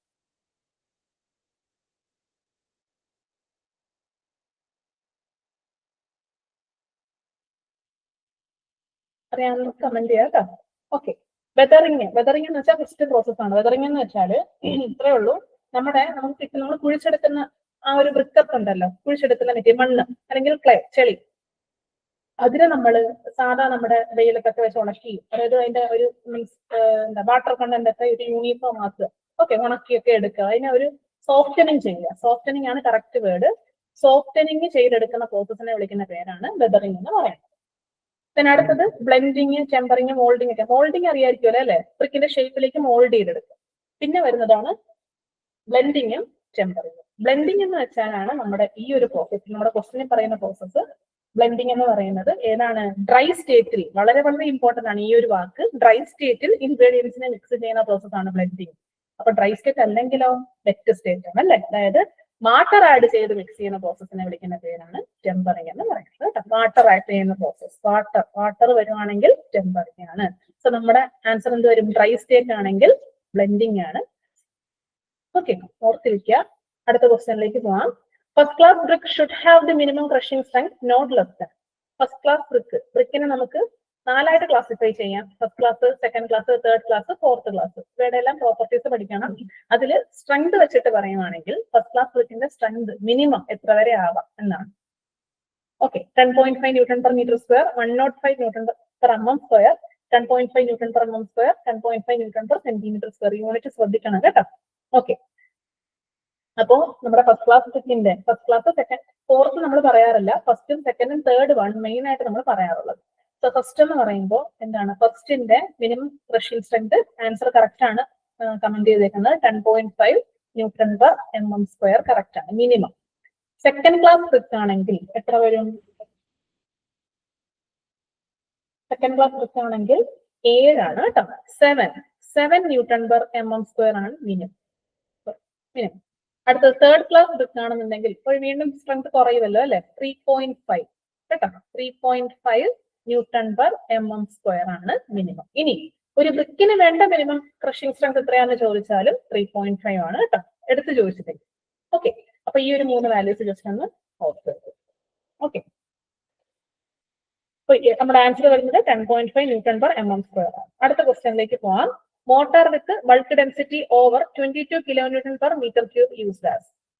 Motor with bulk density over 22 kilonewton per meter cube is used as. അപ്പൊ നിങ്ങൾ വിചാരിക്കും ഈ ക്വസ്റ്റ്യൻ ഒക്കെ എങ്ങനെ ഓർത്തിരിക്കാന്ന്? ഓർത്തിരിക്കാനുള്ള പറഞ്ഞുതരാം. ഓക്കെ, പഠിക്കേണ്ട കാര്യങ്ങൾ പഠിക്കുക. ഓക്കെ, എല്ലാം കൂടെ പഠിക്കാതെ വളരെ ട്രിക്കി ആയിട്ടുള്ള രീതിയിൽ പഠിച്ചു വെക്കുക കേട്ടോ. Mortar with bulk density over 22 kilonewton per meter cube is used as. Sound absorbing motor, X-ray shielding motor, lightweight motor, fire resistant motor.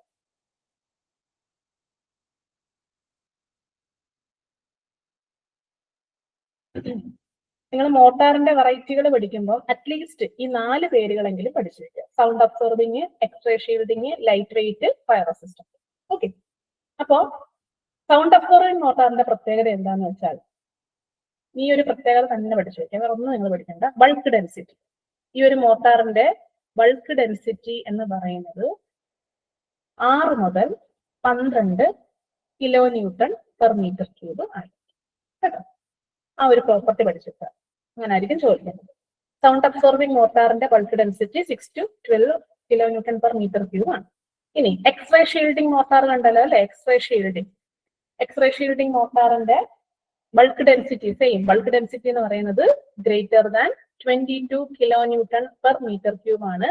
എനിക്ക് തോന്നുന്നു ഇപ്പൊ നടന്ന tracer, third grade tracer, harbour, okay, ആ ട്രേസർ എക്സാമിന് ചോദിച്ച ക്വസ്റ്റ്യൻ ആണെന്നാണ് എന്റെ ഒരു ഓർമ്മ. എക്സ്റേ ഷീൽഡിംഗ് മോട്ടാറിന്റെ ബൾക്ക് ഡെൻസിറ്റി ആണ്, അതായത് over greater than 22 kilonewton per meter cube ആണ് കേട്ടോ. ആ ഒരു പ്രോപ്പർട്ടി പഠിച്ചു വെക്കാം. ഇനി ലൈറ്റ് വെയിറ്റ് മോട്ടാർ എന്ന് പറയുന്നത്, അതായത് ഇന്ന മെറ്റീരിയൽസിൽ നിന്നും പ്രിപ്പയർ ചെയ്യുന്ന മോട്ടാറിനെ വിളിക്കുന്ന പേരെന്താണ്? അങ്ങനെയാണ് ക്വസ്റ്റ്യൻ വരുന്നത്. അതായത് ലൈറ്റ് വെയിറ്റ് ആവണമെങ്കിൽ എന്താണല്ലേ, ലൈറ്റ് വെയിറ്റ് ആകാൻ വേണ്ടിയിട്ടുള്ള മെറ്റീരിയൽ ആണ് നമ്മൾ യൂസ് ചെയ്യാൻ വേണ്ടിയിട്ട്. ഓക്കെ, അതായത് സോഡസ്റ്റ്, പിന്നെന്താ ജ്യൂട്ട്. ഓക്കെ, ജ്യൂട്ടൊക്കെ അറിയാലോ, വളരെ ലൈറ്റ് വെയിറ്റ് ആയിട്ടുള്ള മെറ്റീരിയലാണ്. പിന്നെ ഫൈബർ, ഓക്കെ, ഇങ്ങനെയുള്ള മെറ്റീരിയൽസിൽ നിന്ന് നിർമ്മിക്കുന്നതാണ് ലൈറ്റ് വെയിറ്റ് മോട്ടാർ. ഇനി ഫയർ റെസിസ്റ്റന്റ് മോട്ടാർ ഉണ്ട്. ഫയർ റെസിസ്റ്റന്റ് ആകണമെങ്കിൽ അതിൻ്റെതായിട്ടുള്ള പ്രത്യേകതകൾ വേണം അല്ലെ. അപ്പൊ അതിനു വേണ്ടിയിട്ട് നമ്മൾ കൊടുക്കുന്ന എന്താണ് ഇൻഗ്രീഡിയന്റ് ആണ് ഒന്ന് high alumina cement. Okay, high alumina cement ആണ് ഫസ്റ്റ് വൺ. അതിന്റെ കൂടെ തന്നെ തീർന്നിട്ടില്ല, ബ്രിക്കിന്റെ പൗഡറും കൂടെ വേണം. മോട്ടാർ ആണല്ലോ അല്ലെ, ഇപ്പൊ പൗഡർ ആയിട്ടുള്ള സംഭവം ബ്രിക്ക് പൗഡർ ആണ്. എന്ത് ബ്രിക്ക് പൗഡർ ആണ്? Refractory brick powder. Refractory BRICS ഒക്കെ നിങ്ങൾ പഠിച്ചിട്ടുണ്ടാവും. സോ റീഫ്രാക്ടറി ബ്രിക്കിന്റെ പൗഡറും കൂടി ചേർത്തിട്ടാണ് നമ്മൾ എന്ത് ചെയ്യുന്നത്? ഫയർ റെസിസ്റ്റന്റ് മോട്ടാറിനെ നമ്മൾ പ്രിപ്പയർ ചെയ്യുന്നത് കേട്ടോ. അപ്പൊ ഈ മോട്ടാറിന്റെ കേസിൽ സ്പെഷ്യൽ ആയിട്ടുള്ള മോട്ടാർസ് ആണ് ഇതെല്ലാം. ഈ 4 മോട്ടാർ പഠിക്കണം. അതിന്റെ പ്രോപ്പർട്ടീസ് ഇതൊക്കെയാണ്. ഓക്കെ, ബൾക്ക് ഡെൻസിറ്റി 6 to 12 ആണെങ്കിൽ sound absorbing mortar, bulk density greater than 22 ആണെങ്കിൽ X-ray shielding mortar, sawdust jute ഫൈബറിൽ നിന്നൊക്കെ നിർമ്മിക്കുന്നതാണെങ്കിൽ light weight mortar, fire resistant mortar ആണെങ്കിൽ നിർമ്മിക്കുന്നത് ഹൈ അലൂമിന സിമെന്റും റിഫ്രാക്ടറി ബ്രിക്ക് പൗഡറും യൂസ് ചെയ്തിട്ടായിരിക്കും. അപ്പൊ നമ്മുടെ ആൻസർ വരുന്നത് ഇതാണ്, എക്സ്റേ ഷീൽഡിംഗ് മോട്ടാർ. ക്വസ്റ്റ്യൻ പ്രകാരമുള്ള ആൻസർ. അടുത്ത ക്വസ്റ്റ്യനിലേക്ക് പോവാം. Water required for 1 bag of cement 30 litre. Water cement ratio is. Okay, ഒരു ബാഗ് സിമെന്റിന് 30 ലിറ്റർ വെള്ളം വേണമെന്നുണ്ടെങ്കിൽ വാട്ടർ സിമെന്റ് റേഷ്യോ എത്രയാണ്? സിമ്പിൾ ആയിട്ട് കണ്ടുപിടിക്കാം. വാട്ടർ സിമെന്റ് റേഷ്യോ ഒന്ന് നോക്കിക്കേ. ഇപ്പൊ കഴിഞ്ഞ ഈ 2027 തന്നെ ഇപ്പൊ റീസെന്റ് ആയിട്ട് കഴിഞ്ഞ ഒരു പരീക്ഷയ്ക്ക് ചോദിച്ച ക്വസ്റ്റ്യൻ ആണ്. Water required for 1 bag of cement 30 litre. Water cement ratio is. Water cement ratio അല്ലെ, weight of water by weight of cement ആണ്.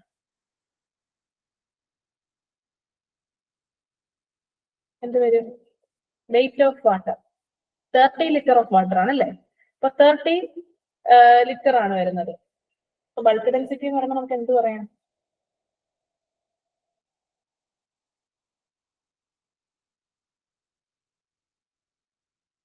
Okay, weight of water by weight of cement ആണ്. Weight of cement എത്രയാ എന്ന് നോക്കിയാൽ ഒരു bag cement എത്രയാ? 50 kilogram അല്ലെ. അപ്പൊ 50 കിലോഗ്രാം ആണ് ഒരു ബാഗ് സിമെന്റ്. അപ്പൊ 50 കിലോഗ്രാം സിമെന്റ് ആണെങ്കിൽ വെള്ളത്തിന്റെ അളവ് 30 ലിറ്റർ ആണ്. അപ്പൊ നമ്മൾ 30 ലിറ്റർ നമ്മൾ 30 കിലോഗ്രാം എന്ന് തന്നെ എടുക്കാം. കാരണം ബൾക്ക് ഡെൻസിറ്റി വെച്ചിട്ട് കണക്ക് കൂട്ടുമ്പോൾ 30 kilogram that is equal to 3/5. That is answer വരും 0.6 എന്നാണ് ആൻസർ വരുന്നത് കേട്ടോ. അപ്പൊ ഇതാണ് ആൻസർ.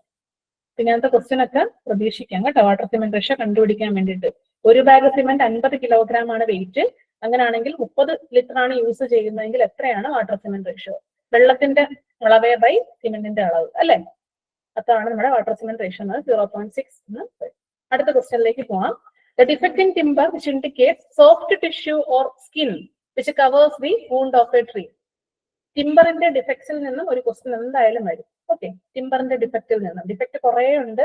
സോ അതിൽ നല്ല രീതിയിൽ പഠിക്കുക. ഓരോ ഡിഫക്റ്റും എങ്ങനെ, അതായത് എന്താണ് അതിന്റെ പ്രത്യേകത എന്നുള്ളത് വളരെ മസ്റ്റായിട്ടും പഠിച്ചു വയ്ക്കുക.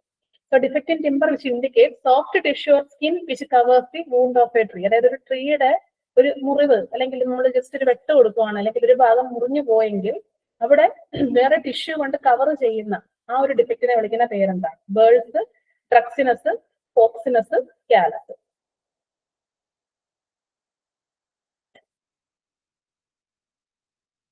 ഓക്കെ, ബേൾസ് എന്ന് വെച്ചാൽ മുഴകൾ എന്നാണ് കേട്ടോ. ജസ്റ്റ് മുഴ, ഞാൻ മലയാളത്തിൽ എഴുതാണ് മുഴകൾ. ഓക്കെ, മുഴകൾ എന്നാണ് ബേൾസ് കൊണ്ട് ഉദ്ദേശിക്കുന്നത്. ഇത് മരത്തിൽ തന്നെ ഈ രീതിയിൽ മുഴകൾ വരുന്നത് കണ്ടോ. ഈ രീതിയിൽ പ്രൊജക്ഷൻസ് വരുന്നതിനെ വിളിക്കുന്ന പേരാണ് അൺഈവൻ പ്രൊജക്ഷൻസ്. അതാണ് ബേൾസ് എന്ന് പറയുന്നത്. എന്ന് നോക്കിയേ, ഡ്രഗ്സിനസ് മീൻസ് മരുന്നല്ലേ. നമ്മൾ ഗുളികകളുടെ കളർ എന്താണ്? വൈറ്റ് ആണ് അല്ലെ. സോ വൈറ്റ് കളറിലെ പൗഡർ ഫോമിൽ കാണപ്പെടുന്ന ഡിഫക്റ്റ് ആണ് എന്ന് ആലോചിച്ചേക്കാം. ഡ്രഗ്സിനസ്. ഓക്കെ, ഫോക്സ് ആരാണ്? കുറുക്കനാണ് അല്ലെ. സോ കുറുക്കൻ നമ്മൾ കാർട്ടൂണിലൊക്കെ കാണുന്നതാണ്. കുറുക്കനെ റെഡ് കളറിലാണ് കാണിച്ചേക്കുന്നത്. ഓക്കെ, അപ്പം ആ റെഡ് കളറിൽ ഉണ്ടാവുന്ന അതായത് ഇതുപോലെ red or yellow spots, red എന്ന് തന്നെ ഓർത്ത് വെച്ചേക്കുക. സോ ആ കളർ കാണുന്നതിനെയാണ് ഫോക്സിനസ് എന്ന് പറയുന്നത് കേട്ടോ. പിന്നെ വരുന്നത് കാലസ് ആണ്. ചെറിയ ചെറിയ കലകൾ എന്നോർക്കുക കാലസ്. ഓക്കെ, അപ്പൊ നോക്കിയ കാലസ്, ലാസ്റ്റ് വൺ. ഈ ഒരു ഫിഗർ ആണ് കാലസ്. ഒരു മുറിവ് ഉണ്ടായി കഴിഞ്ഞാൽ അതിന്റെ പുറത്ത് ഇതുപോലെ ടിഷ്യൂസ് വട്ടത്തിൽ ഉണ്ടാവുന്നതിനെ വിളിക്കുന്ന പേരാണ് wound of trees covered by soft skin. അതാണ് കാലസ്, കലകൾ എന്ന് ഓർത്തിക്കുക കേട്ടോ. അപ്പൊ ഏകദേശം നമ്മൾ ഓരോന്നും പഠിക്കുമ്പോഴും ആ ഒരു വാക്ക് വെച്ചിട്ട് കണക്ട് ചെയ്ത് പഠിക്കാൻ വേണ്ടിട്ട് ശ്രമിക്കുക കേട്ടോ. കാണാതെ പഠിച്ചാൽ എല്ലാം മറന്നു. നമ്മുടെ ആൻസർ എന്ത് വരും? സോഫ്റ്റ് ടിഷ്യൂ ഉണ്ടാകുന്ന പ്രോസസ്സിനെ അല്ലെങ്കിൽ ആ ഒരു ഡിഫക്റ്റിനെ വിളിക്കുന്ന പേരാണ് കാലസ് എന്ന് പറയും. ഓക്കെ, ക്ലിയർ ആയെന്ന് വിചാരിക്കും. അടുത്ത ക്വസ്റ്റ്യനിലേക്ക് പോവാം. The thin layer of sap between sapwood and inner bark is known as. Inner ബാർക്കിനും സാപ്വുഡിനും ഇടയിൽ വരുന്ന ആ ഒരു സാപ്പിന്റെ ആ ഒരു ലെയറിനെ വിളിക്കുന്ന പേരെന്താണ്? Cambium layer, medulla, heart wood, medullary rays. Comment ചെയ്യാൻ വേണ്ടി നോക്കിക്കേ, സിമ്പിൾ ആണ്. സാപ്വുഡിനും ഇന്നർ ബാർക്കിനും ഇടയിൽ വരുന്ന സാപ്പിന്റെ ആ ഒരു മീൻസ് ആ ഒരു പോർഷനെ വിളിക്കുന്ന, സാപ്പ് ഫില്ല് ചെയ്തിരിക്കുന്ന ആ ഒരു പോർഷനെ വിളിക്കുന്ന പേരെന്താണ്? ഓക്കെ, ആൻസർ കറക്റ്റ് ആണ്. കേംബിയം ലെയർ കറക്റ്റ് ആണ് കേട്ടോ. ജസ്റ്റ് ആ ഒരു ക്രോസ് സെക്ഷൻ കൂടി കാണിച്ചേക്കാൻ നോക്കിക്കോളുക. നമ്മുടെ ഒരു ട്രീയുടെ, ഒരു മരത്തിന്റെ ക്രോസ് സെക്ഷൻ ആണ് ഈ കാണിച്ചു വെച്ചിരിക്കുന്നത്. മരത്തിലല്ല, ടിമ്പറിന്റെ അല്ലെ, തടിയുടെ ക്രോസ് സെക്ഷൻ ആണ്. ഏറ്റവും സെൻട്രൽ പോർഷനെ വിളിക്കുന്ന പേരാണ് പിത്ത്. പിത്തിന്റെ മറ്റൊരു പേര് മെഡുല കേട്ടോ, മെഡുല. പിത്തിന് ശേഷം വരുന്നത് ഹാർട്ട് വുഡ് ഉണ്ട്, ഹാർട്ട്വുഡ് ഉണ്ടോ? ഇതെല്ലാം ഈ വട്ടത്തിൽ കാണുന്നത് എന്താ? ആനുവൽ റിങ്സ് ആണ് അല്ലെ? ആനുവൽ റിങ്സ്, വട്ടത്തിലെ റിങ്സിനെ വിളിക്കുന്ന പേര് ആനുവൽ റിങ്സ് ആണ്. ഓരോ വർഷം കഴിയുമ്പോഴും ഓരോ റിങ്ങുകൾ പുതുതായിട്ട് ഉണ്ടാവും. മീൻസ് ഒരു ട്രീയുടെ ഏജ് റെപ്രസെന്റ് ചെയ്യുന്ന ആരാണ്? ഈ ഒരു വട്ടത്തിൽ വരുന്ന ആനുവൽ റിങ്സ്. ഓക്കെ, പിന്നെ ആദ്യം വിത്തിനോട് ചേർന്ന് കാണുന്ന ആനുവൽ റിങ്സിനെ വിളിക്കുന്ന പേരാണ് ഹാർട്ട്വുഡ്, ആനുവൽ റിങ്സിന്റെ പോർഷൻ. അതിനുശേഷം വരുന്ന ആനുവൽ റിങ്സിന്റെ പോർഷനെ വിളിക്കുന്ന പേരാണ് സാപ്പ്വുഡ്. ഓക്കെ, പിന്നെ വരുന്നത് സാപ്പ്വുഡിന് ഏറ്റവും പുറത്തെ തോലുണ്ടല്ലോ, മരത്തിന്റെ പുറത്തെ തോല്, അതാണ് ഔട്ടർ ബാർക്ക്, നമ്മൾ കാണുന്ന വൃക്ഷം. ഓക്കെ, പുറത്തെ തോല് ചെത്തിക്കളഞ്ഞു കഴിഞ്ഞാൽ കാണുന്ന ഉള്ളിലെ തോലിനെ വിളിക്കുന്ന പേരാണ് ഇന്നർ ബാർക്ക്. ഓക്കെ, ആ ഇന്നർ ബാർക്കിനും സാപ്പ്വുഡിനും ഇടയിലുള്ളത് ചെറിയൊരു ടിഷ്യൂ അല്ലെങ്കിൽ ഈ ഒരു വെള്ളം പോലെ, നമ്മളിപ്പോ ജസ്റ്റ് ചില മരത്തിലൊക്കെ നമ്മൾ ജസ്റ്റ് ഒന്ന് കീറുമ്പോൾ അതിൽ നിന്ന് വെള്ളം ഒഴുകി വരത്തില്ലേ? ഓക്കെ, അപ്പൊ ആ ഒരു പോർഷനാണ് എന്ത്? കേംബിയം ലെയർ എന്ന് പറയുന്നത്. ഓക്കെ, പിന്നെ ഈ ഒരു സെന്ററിൽ നിന്ന് ഈ ഒരു ഈ ഒരു കാംബിയം ലെയർ വരെ എക്സ്റ്റെൻഡ് ചെയ്തിരിക്കുന്ന ഈ ഒരു റേഡിയലി പോകുന്ന ഈ ഒരു ലൈനെ വിളിക്കുന്ന പേരാണ് മെഡുലറി റേസ് ആണ് അല്ലേ? അത് റേസ്, രശ്മികൾ അല്ലെ? സോ അങ്ങനെ പോകുന്നതാണ് മെഡുലറി റേസ് എന്ന് പറയുന്നത് കേട്ടോ. അപ്പൊ അതൊക്കെ നമുക്ക് പടം നോക്കി തന്നെ പഠിക്കാവുന്നതേ ഉള്ളൂ. സോ ഇത്രയും കാര്യങ്ങളൊന്ന് മനസ്സിലാക്കി വെച്ചേക്കാം. ആൻസർ കേംബിയം ലെയർ ആണ്. ഓക്കെ, അടുത്ത ക്വസ്റ്റ്യനിലേക്ക് പോവാം. A course of stone masonry provided immediately above the cornice is called. Cornice എന്ന് പറയുന്നത് തന്നെ ഒരു ഓർണമെന്റൽ കോഴ്സ് ആണ്. നമ്മൾ മിൻസിറ്റിയിലും അല്ലാതെ ഒക്കെ ഉള്ള പ്രൊജക്ഷൻസിലൊക്കെ കൊടുക്കുന്ന ഒരു ഓർണമെന്റൽ കോഴ്സ് ആണ്. ആ ഓർണമെന്റൽ കോഴ്സിന്റെ തന്നെ മുകളിൽ കൊടുക്കുന്ന കോഴ്സിനെ വിളിക്കുന്ന പേരെന്താണ്? കോർണിസ്, കോർബെല്ല്, കോപ്പിംഗ് ഒക്കെ പഠിക്കണം, പരീക്ഷയ്ക്ക് ചോദിക്കും കേട്ടോ. കോർണിസിന്റെ മുകളിൽ കൊടുക്കുന്നത് വീടുകളിൽ നോക്കിയ വീടിന്റെ ടോപ്പ് പോർഷൻ ആണ്, പാരപ്പറ്റ് അല്ലെങ്കിൽ ആ ഒരു പോർഷൻ ആണിത്. നിങ്ങൾക്ക് കാണുമ്പോൾ മനസ്സിലാവുന്നുണ്ടായിരിക്കുമല്ലോ അല്ലെ? ഓക്കെ, അപ്പൊ ഇതാണ് കോർണിസ് എന്ന് പറഞ്ഞത്. ഇങ്ങനെ പ്രൊജക്ട് ചെയ്ത് നിൽക്കുന്ന ഈ ഭാഗമാണ് കോർണിസ്. ഈ കോർണിസിന്റെ മുകളിൽ വരുന്ന ഭാഗം, മുകളിലൊരു ഭാഗം ഉണ്ടെങ്കിൽ ആ ഭാഗത്തിനെ വിളിക്കുന്ന പേരാണ് ബ്ലോക്കിംഗ് കോഴ്സ്. കറക്റ്റ് ആണ് കേട്ടോ, കമന്റ് ചെയ്തിരിക്കുന്ന കറക്റ്റ് ആണ്. ബ്ലോക്കിംഗ് കോഴ്സ് എന്ന് പറയും. Blocking course. കോർണിസിന്റെ താഴെ വരുന്നത് ഫ്രീസ് ആണ്. അപ്പൊ ആൽഫബറ്റിക് ഓർഡർ നോക്കിയേ, മുകളിൽ ബി, പിന്നെ സി, അത് കഴിഞ്ഞ് എഫ്, ഇങ്ങനെ പഠിക്കുക കേട്ടോ. അപ്പം കോർണിസിന്റെ താഴെ വരുന്ന കോഴ്സിനെ വിളിക്കുന്ന പേരെന്താണ്? ഇതും പരീക്ഷയ്ക്ക് ചോദിക്കാറുള്ളതാണ്. So blocking course, cornice, frieze, അങ്ങനെ അത്രയും പഠിക്കുക. ഓക്കെ അല്ലെ? അപ്പൊ ആൻസർ വരുന്നത് blocking course. Next question. The projections which help in securing the head of a door frame to the masonry are called. അതായത് ഡോറിന്റെ ഫ്രെയിമില് ഭിത്തിയിലേക്ക് ഉള്ളിലേക്ക് കയറി നിൽക്കുന്ന ഒരു ഭാഗമുണ്ട്, ഒരു പ്രൊജക്ഷൻ. ആ പ്രൊജക്ഷനെ വിളിക്കുന്ന പേര് ഡോർ ഫ്രെയിമിൽ ഭിത്തിയിലേക്ക് കയറി നിൽക്കുന്ന. Okay, horns, stops, reveals, styles. Correct ആയിട്ടുള്ള ആൻസർ ആണ് കമന്റ് ചെയ്തേക്കുന്നത്. അതെ, കറക്റ്റ് ആയിട്ടുള്ള ആൻസർ ആണ് ഹോൺസ് അല്ലെ? ഹോൺ ആണ് കറക്റ്റ് ആയിട്ടുള്ള ആൻസർ. ശരിയാണ്, ഹോൺസ്. ഇതുപോലെ ഇത്രയും ഭാഗം നമുക്ക് കാണാൻ പറ്റുള്ളൂ അല്ലെ? ബാക്കി ഉള്ളിലേക്ക് തള്ളിയിരിക്കുന്ന പോർഷനെ വിളിക്കുന്ന പേരാണ് ഹോൺ എന്ന് പറയുന്നത്. Next question. Which type of flooring is made by mixing marble chips? Okay, marble chips എന്ന് വരുമ്പോഴേ ഓർക്കണം ആ ഒരു പേര്. With white or coloured cement and then polishing the surface of the smooth decorative finish. Mosaic flooring, marble slab flooring, concrete flooring, terrazzo flooring. Marble chips ഉപയോഗിക്കുന്നത് ഏതാണെന്ന് okay, എല്ലാവർക്കും തെറ്റിപ്പോവും. സാധാരണ മൊസൈക്കും ടെറാസോയും കൂടിയാണ് മാറി പോകുന്നത്. ആൻസർ ടെറാസോ ഫ്ലോറിംഗ് ആണ് കേട്ടോ. മാർബിൾ ചിപ്സ് എന്ന് വന്നു കഴിഞ്ഞാൽ 3mm എന്നൊക്കെ പറഞ്ഞ സൈസും കൂടി പറഞ്ഞിട്ട് ക്വസ്റ്റ്യൻ ചോദിക്കാറുണ്ട്. സോ മാർബിൾ ചിപ്സ് മിക്സ് ചെയ്ത് വരുന്നതാണെന്നുണ്ടെങ്കിൽ അത് ടെറാസോ ഫ്ലോറിംഗ് ആണ്. Okay, next question. The type of truss commonly used for spans varying from 5 to 9 meters is. 5 മുതൽ 9 മീറ്റർ വരെയാണ് നമ്മുടെ റൂഫിന്റെ അല്ലെങ്കിൽ ട്രസിന്റെ സ്പാൻ എങ്കിൽ ആ ട്രസ് ഏതാണ്? ഓക്കെ, ആ ഒരു സ്പാനിന് വേണ്ടി ഉപയോഗിക്കുന്ന ട്രസ് ഏതാണ്? Queen post truss, king post truss, mansard truss, composite truss. 5 മുതൽ 9 മീറ്റർ സ്പാൻ വരെ ഉപയോഗിക്കുന്ന truss. King post, queen post. 5 മീറ്ററിന് മുകളിലേക്കാണ് നമ്മൾ ട്രസ് തന്നെ ഉപയോഗിക്കുന്നത്. അതും ഇമ്പോർട്ടന്റ് ആണ് കേട്ടോ. ട്രസ് ഉപയോഗിക്കുന്നത് 5 മീറ്ററിന് മുകളിലേക്കാണ്. സോ 5 മുതൽ 9 വരെ ആണെങ്കിൽ ആൻസർ കറക്റ്റ് ആണ്. King post truss correct. Okay, correct answer ആണ്. കിങ് പോസ്റ്റ് ട്രസ് ആണ് യൂസ് ചെയ്യുന്നത്. ഇനി 9, 8 to 12 ഒക്കെ, 9 to 13 എന്ന് പറയാറുണ്ട്, 8 to 12 എന്ന് പറയാറുണ്ട്. അതൊക്കെ ഓരോ ടെക്സ്റ്റ് ബുക്കുകളിൽ പല രീതിയിൽ പറയും. ഈ ഒരു റേഞ്ച് വരുവാണെങ്കിൽ നമ്മൾ ക്യൂൻ പോസ്റ്റ് ട്രസ് ആണ് യൂസ് ചെയ്യുന്നത് കേട്ടോ. മൻസാര ട്രസ് എന്ന് വെച്ചാൽ ഇതിന്റെ രണ്ടിന്റെയും കൂടി ഒരു കോമ്പിനേഷനെ വിളിക്കുന്ന പേരാണ് മൻസാര ട്രസ് എന്ന് പറയും. ഓക്കെ, ഇതൊക്കെ പരീക്ഷയ്ക്ക് ചോദിക്കാറുള്ളതാണ്. ഓക്കെ, അടുത്ത question. A good building stone should not absorb -% of water by weight when kept immersed in water for 24 hours. 24 മണിക്കൂറിൽ ഒരു നല്ല ബിൽഡിംഗ് സ്റ്റോൺ നമ്മൾ വെള്ളത്തിൽ മുക്കി വെച്ച് കഴിഞ്ഞാൽ അത് അബ്സോർബ് ചെയ്യേണ്ട വെള്ളത്തിന്റെ അളവ് എത്രയാണ്, അതായത് എത്രയിൽ കൂടാൻ പാടില്ല. ഓക്കെ, 7%, 10%, 15%, 5%. കറക്റ്റ് ആൻസർ ആണ്. 5% മുകളിൽ വെള്ളം വലിച്ചെടുക്കാൻ പാടുള്ളതല്ല. ഓക്കെ, കറക്റ്റ് ആൻസർ ആണ് 5%. ഇനി 10% വരെ വെള്ളം വലിച്ചെടുക്കുന്നുണ്ടെങ്കിൽ അത് ഒരിക്കലും യൂസ് ചെയ്യാനേ പാടില്ല കേട്ടോ. അതുകൊണ്ട് ഒരു ഗുഡ് ബിൽഡിംഗ് സ്റ്റോൺ അല്ലെങ്കിൽ ഒരു ബിൽഡിംഗ് സ്റ്റോൺ ഉപയോഗിക്കാനേ പാടില്ലാത്തത്, നമ്മൾ കംപ്ലീറ്റ്ലി അവോയ്ഡ് ചെയ്യേണ്ട ആ ഒരു വാട്ടറിന്റെ പെർസെന്റേജ് അതും ചോദിക്കാറുള്ളതാണ്. കംപ്ലീറ്റ് ആയിട്ട് അവോയ്ഡ് ചെയ്യേണ്ടത് 10% വേണ്ടിയിട്ടാണ് കേട്ടോ. Okay, next question. Dimensions of A modular brick as per Indian standard. Indian standard എന്ന് വരുമ്പോഴേ നിങ്ങൾ ഓർക്കണം കേട്ടോ ആ ഒരു size. Dimensions of A modular brick as per Indian standard. 19/9/9, 20/10/10, 19/10/9, 20/10/9. Okay, എനിക്ക് തന്നെ മനസ്സിലാവുമായിരിക്കും അല്ലേ. ഒരു ബ്രിക്കിന്റെ സൈസ് ഒന്നെങ്കിൽ ഇത് അല്ലെങ്കിൽ ഇത്, ഇങ്ങനെയാണ് നമ്മൾ പറയാറുള്ളത്. തന്നെ തെറ്റാണ് അല്ലേ. ഏതാ ആൻസർ വരുന്നത്? 19/9/9 ആണോ 20/10/10 ആണോ? ഓക്കെ, ഞാനിവിടെ കുറച്ച് വാല്യൂസ് കൊടുത്തിട്ടുണ്ട്, ഇതൊന്ന് ജസ്റ്റ് നോക്കണം കേട്ടോ. ബ്രിക്കിന്റെ കോഡ് IS 1077 ആണ്. സ്റ്റാൻഡേർഡ് സൈസ് അല്ലെങ്കിൽ മോഡുലാർ സൈസ് 19/9/9 സെന്റിമീറ്റർ ആണ് കേട്ടോ. മോഡുലാർ സൈസ് എന്ന് പറയുന്നത് 19/9/9 ആണ്. എന്നുവെച്ചാൽ സ്റ്റാൻഡേർഡ് IS സ്റ്റാൻഡേർഡ് അല്ലെങ്കിൽ മോഡുലാർ സൈസ് എന്ന് ചോദിച്ചു കഴിഞ്ഞാൽ 19/9/9 ആണ്. ഇനി നോമിനൽ സൈസ് എന്ന് പറഞ്ഞാൽ, നോമിനൽ സൈസ് എന്ന് വെച്ചാൽ, നോമിനൽ സൈസ് എന്തിന്റെ ആയാലും നോമിനൽ സൈസ് എന്താണെന്ന് ചോദിച്ചാൽ അതെന്താണ്? മോർട്ടാറും കൂടെ, അതായത് സാധാ മോഡുലാർ ബ്രിക്ക്, സാധാ ബ്രിക്കിനെ വിളിക്കുന്ന പേരാണ് മോഡുലാർ ബ്രിക്ക്. ആ മോഡുലാർ ബ്രിക്ക് പ്ലസ് മോർട്ടാർ ചേരുന്നതാണ് നോമിനൽ സൈസ് എന്ന് പറയുന്നത് കേട്ടോ. അപ്പോൾ 20/10/10 ആണ്. മനസ്സിലാക്കുക. നോൺ മോഡുലാർ ബ്രിക്ക് അല്ലെങ്കിൽ ട്രഡീഷണൽ ബ്രിക്കും ചോദിക്കാറുണ്ട്. 23/11/7 സെന്റിമീറ്റർ ആണ്. പിന്നെ ഒരു ബ്രിക്കിന്റെ weight, average weight 3 to 3.5 kilogram ആണ്. പിന്നെ ഡെൻസിറ്റി ഓഫ് എ ബ്രിക്ക് അല്ലെങ്കിൽ യൂണിറ്റ് വെയിറ്റ് അത് 18 kN/m³ ആണ്. പിന്നെ ബ്രിക്ക് മേസൺറിയുടെ യൂണിറ്റ് വെയിറ്റ് അത് ജസ്റ്റ് ഒന്ന് നോക്കി വെച്ചേക്കാം, ചോദിച്ചിട്ടില്ല കേട്ടോ.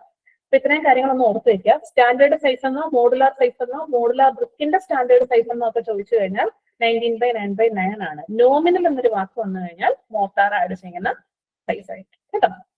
അപ്പൊ ആൻസർ 19/9/9 സെന്റിമീറ്റർ. തെറ്റിക്കാൻ പാടില്ല. Next question. Fine aggregates are those aggregates. ഞാൻ ഓൾറെഡി പറഞ്ഞു കഴിഞ്ഞാണ് ഒരു ക്വസ്റ്റ്യനിൽ. ഫൈൻ അഗ്രിഗേറ്റ്സിന്റെ പ്രത്യേകത which are retained in 4.75 mm ISA, which are retained in 7.5 mm ISA, which passes through 4.75 mm ISA, okay, which passes in 0.15 mm ISA. Correct answer ആണ് comment ചെയ്തേക്കുന്നത്. Fine aggregate എന്ന് വെച്ചാൽ 4.75 mm ISA പാസ് ചെയ്യുന്നതാണ്. Okay, next question. Four testing workability of concrete which test among the following is used? Workability conduct ചെയ്യുന്നതിന് വേണ്ടിയിട്ട് ഏത് test ആണ് ഉപയോഗിക്കുന്നത്? Flow test, BB consistometer test, compaction factor test, all of the above. Comment ചെയ്തേ. ഏത് test ആണ് കോൺക്രീറ്റിന്റെ workability കണ്ടുപിടിക്കാൻ വേണ്ടിയിട്ട് യൂസ് ചെയ്യുന്നത്? നമ്മൾ ഓൾറെഡി ഒരു ടെസ്റ്റ് പറഞ്ഞു, സ്ലംബ് ടെസ്റ്റ് അല്ലേ. അപ്പൊ സ്ലംബ് ടെസ്റ്റ് ഇതിലില്ല, ബാക്കി വേറെ ഏതൊക്കെയോ ടെസ്റ്റുകളാണ് പറഞ്ഞേക്കുന്ന ഓപ്ഷൻ്റെ അകത്ത് അല്ലേ. ഏതാ ആൻസർ? സ്ലംബ് ടെസ്റ്റ് നമ്മൾ ഓൾറെഡി പറഞ്ഞു. ആൻഡ് ഇവിടെ കൊടുത്തേക്കുന്നത് മറ്റു 3 ടെസ്റ്റുകളാണ്. ഓക്കെ, ആൻസർ വരുന്നത് ഓൾ ഓഫ് ദീസ് ആണ്. ഇതെല്ലാം നമ്മൾ വർക്കബിലിറ്റി കണ്ടുപിടിക്കാൻ വേണ്ടിയിട്ട് യൂസ് ചെയ്യും. പിന്നെ വ്യത്യാസം ആക്യുറസിയിലുള്ള വ്യത്യാസമാണ് കേട്ടോ. ചിലതൊക്കെ ചെയ്താൽ കറക്റ്റ് വാല്യൂ കിട്ടത്തില്ല, അങ്ങനെയുള്ള കുറച്ച് പ്രശ്നങ്ങളൊക്കെ ഉണ്ട്. സോ ഈ 4 ടെസ്റ്റുകളും എന്തിനാണ്? വർക്കബിലിറ്റി കണ്ടുപിടിക്കാൻ വേണ്ടിയിട്ട് യൂസ് ചെയ്യുന്നത്. പക്ഷെ മോസ്റ്റ് ഇമ്പോർട്ടന്റ് സ്ലംബ് ടെസ്റ്റ് കേട്ടോ. അടുത്ത ക്വസ്റ്റ്യനിലേക്ക് പോവാം. Thickness of 3 plies should. ഇപ്പൊ നടന്ന ഒരു പരീക്ഷയ്ക്ക് ചോദിച്ച ക്വസ്റ്റ്യൻ ആണ്.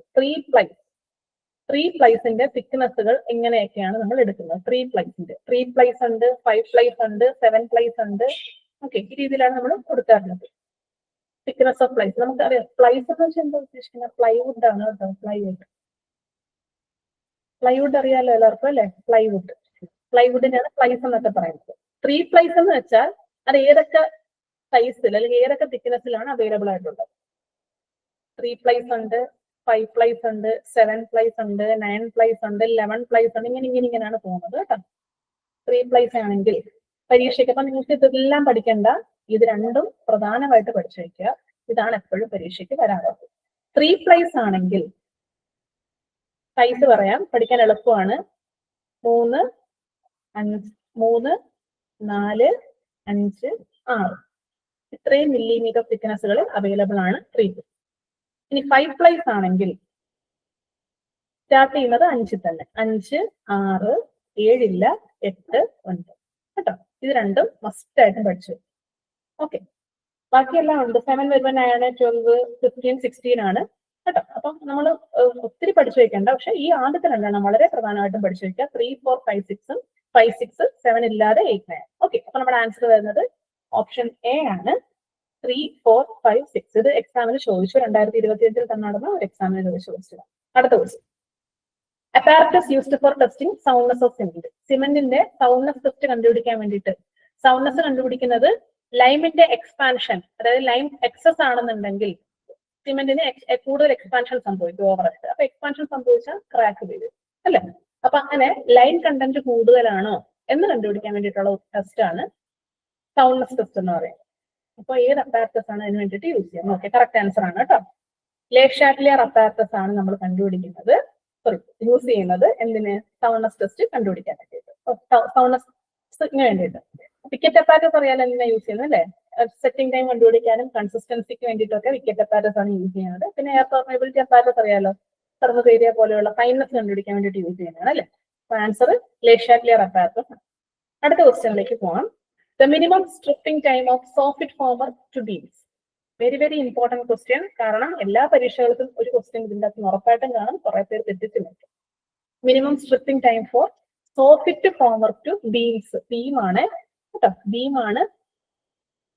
ഓക്കെ, ഫോമർക്കാണ്, ഫോമർക്കും കൂടിയാണ് നോക്കുക. ഫോമർക്കിന്റെ സ്ട്രിപ്പിംഗ് ടൈം പഠിച്ചു വെക്കണം. അതുപോലെ തന്നെ ഓക്കെ, ഫോമർക്കിന്റെ സ്ട്രിപ്പിംഗ് ടൈം കണ്ടുപിടിച്ച് വെക്കണം. അതുപോലെ പ്രോപ്സിന്റെയും നിങ്ങൾ പഠിച്ചു വെക്കണം, പ്രോപ്സ് കേട്ടോ. ഓക്കെ, 7 ആണോ എന്ന് ഒരാൾ കമന്റ് ചെയ്തിട്ടുണ്ട്. കറക്റ്റ് ആൻസർ ആണ് 7 ആണ് കേട്ടോ. 7 days ആണ് ബീമിന്റെ ഫോംവർക്കിനെ റിമൂവ് ചെയ്യേണ്ട അല്ലെങ്കിൽ സ്ട്രിപ്പിംഗ് ടൈം എന്നുള്ളത് 7 days ആണ്. അതിന്റെ ഒരു ടേബിൾ ഉണ്ട്, അതും കൂടെ ജസ്റ്റ് ഒന്ന് നോക്കിയാൽ നല്ലതായിരിക്കും കേട്ടോ. കണ്ടോ, ബീമിന്റെ സോഫിറ്റ് 7 days ആണ്, ഫോംവർക്ക് ആണെന്ന് എടുത്ത് പറഞ്ഞു കഴിഞ്ഞാൽ കേട്ടോ. നെക്സ്റ്റ് സ്ലാബ് ആണെങ്കിൽ 3 days, wall column vertical side ഒക്കെ ആണെങ്കിൽ 1 to 2 days. അപ്പൊ ഫോംവർക്ക് ആണ്, അത് ഇമ്പോർട്ടന്റ് ആണ് കേട്ടോ. പ്രോപ്സ് അല്ല, പ്രോപ്പ് അല്ല. ഫോംവർക്ക് റിമൂവ് ചെയ്തതിനു ശേഷം നമ്മൾ സപ്പോർട്ടാണ് പ്രോപ്സ് എന്ന് പറയുന്നത്. സ്ലാബിന്റെ പ്രോപ്പ് ആണെങ്കിൽ 4.5 മീറ്റർ വരെയുള്ള സ്ലാബ് ആണെങ്കിൽ 7 ദിവസം, 4.5 കൂടുതലായിട്ടുള്ള സ്ഥാനമുള്ള സ്ലാബ് ആണെങ്കിൽ 14 ദിവസം. അടുത്തത് ബീമിന്റെ പ്രോപ്സ് ആണെങ്കിൽ 6 മീറ്റർ വരെ സ്ഥാനമുള്ള ബീം ആണെങ്കിൽ 14 ദിവസം, 6 മീറ്റർ കൂടുതലാണെങ്കിൽ 21 ദിവസം. ഓർഡറിൽ അങ്ങ് പഠിച്ചാൽ മതി. 1, 3, 7, 7, 14, 14, 20 കേട്ടോ. അപ്പൊ ആൻസർ വന്നത് 7 days ആണ് കേട്ടോ. കറക്റ്റ് ആയിട്ടുള്ള ആൻസർ. ഇത് വളരെ ഇമ്പോർട്ടന്റ് ആണ്. ഞാൻ ഇമ്പോർട്ടന്റ് എന്ന് പറയുന്നത് നിങ്ങൾ നോക്കാതെ പോകരുത്. Next question, vertical member of the scaffolding framework supported on the ground or embedded into the ground. അതായത് സ്കഫോൾഡിംഗ് എന്തിനാ ഉപയോഗിക്കുന്നത് ഞാൻ ഓൾറെഡി പറഞ്ഞു. നമ്മുടെ ഒരു സ്ട്രക്ചറിനെ സപ്പോർട്ട് ചെയ്യാൻ വേണ്ടിയിട്ടാണ് സ്കഫോൾഡിംഗ് യൂസ് ചെയ്യുന്നത്. സ്കഫോൾഡിംഗ് യൂസ് ചെയ്യുമ്പോൾ അതിന് കുറെ പാർട്ടുകൾ ഉണ്ട് അല്ലേ. പല പല പാർട്ടുകൾ ജോയിൻ ചെയ്താണ് നമ്മൾ സ്കഫോൾഡിംഗ് കണ്ടിട്ടുണ്ടായിരിക്കും. വലിയ ഹൈറ്റിലൊക്കെ പെയിന്റിംഗ് ഒക്കെ ചെയ്യുന്നവര് ഒരു ഫ്രെയിംവർക്കിന്റെ മുകളിൽ കയറുന്ന അല്ലെ, അത് സേഫ് ആണോ എന്ന് ചോദിച്ചാൽ നമുക്ക് അറിയത്തില്ല. വളരെ കെയർഫുൾ ആയിട്ട് നമ്മൾ നിന്ന് പെയിന്റ് അടിക്കുന്നത് നമ്മൾ കാണാറുണ്ട്. അപ്പൊ ആ ഓരോ പാർട്ടിനും ഓരോ പേരാണ് വിളിക്കുന്നത്. അതിനാണ് നമ്മൾ സ്കഫോൾഡിംഗ് എന്ന് പറയുന്നത്. അല്ല, വെർട്ടിക്കൽ മെമ്പറിനെ വിളിക്കുന്ന പേരാണ് സ്റ്റാൻഡേർഡ്സ് കേട്ടോ. സ്റ്റാൻഡേർഡ്സ് ആണ് വെർട്ടിക്കൽ മെമ്പർ, സ്റ്റാൻഡേർഡ്സ് ആണ്. ഹൊറിസോണ്ടൽ മെമ്പർ ആണ് ലെഡ്ജേഴ്സ് കേട്ടോ. പിന്നെ ഫുട്ലോട്ട്സും ട്രാൻസ്ഫോമും ഒക്കെ ഉണ്ട്. ഫുട്ലോ എന്ന് വെച്ചാൽ നമ്മുടെ, അതായത് ഹൊറിസോണ്ടൽ നമ്പർ തന്നെയാണ്, പക്ഷെ അത് ഭിത്തിയിലേക്ക് കയറി നിൽക്കുന്ന പോർഷനെ വിളിക്കുന്നവരാണ്. അല്ലെങ്കിൽ ഭിത്തിയിലോട്ട് ആ പെർപെൻഡിക്കുലർ ആയിട്ട് നിൽക്കുന്ന പോർഷനാണ് ഫുട്ലോക്സ് എന്ന് പറയുന്നത്. അപ്പൊ ഇത് രണ്ടുമാണ് എപ്പോഴും പരീക്ഷയ്ക്ക് ചോദിക്കാറുള്ളത്. ഇതും ചോദിച്ചിട്ടുണ്ട്. ഓക്കെ, അപ്പൊ vertical number standards, horizontal number ledgers. Next question, the Smith's test is used to determine which of the following properties of stone. സ്റ്റോണിന്റെ ഏത് പ്രോപ്പർട്ടി കണ്ടുപിടിക്കാൻ വേണ്ടിയിട്ടാണ് സ്മിത്തിന്റെ ടെസ്റ്റ് യൂസ് ചെയ്യുന്നത്? crushing strength, hardness, moisture content, solubility.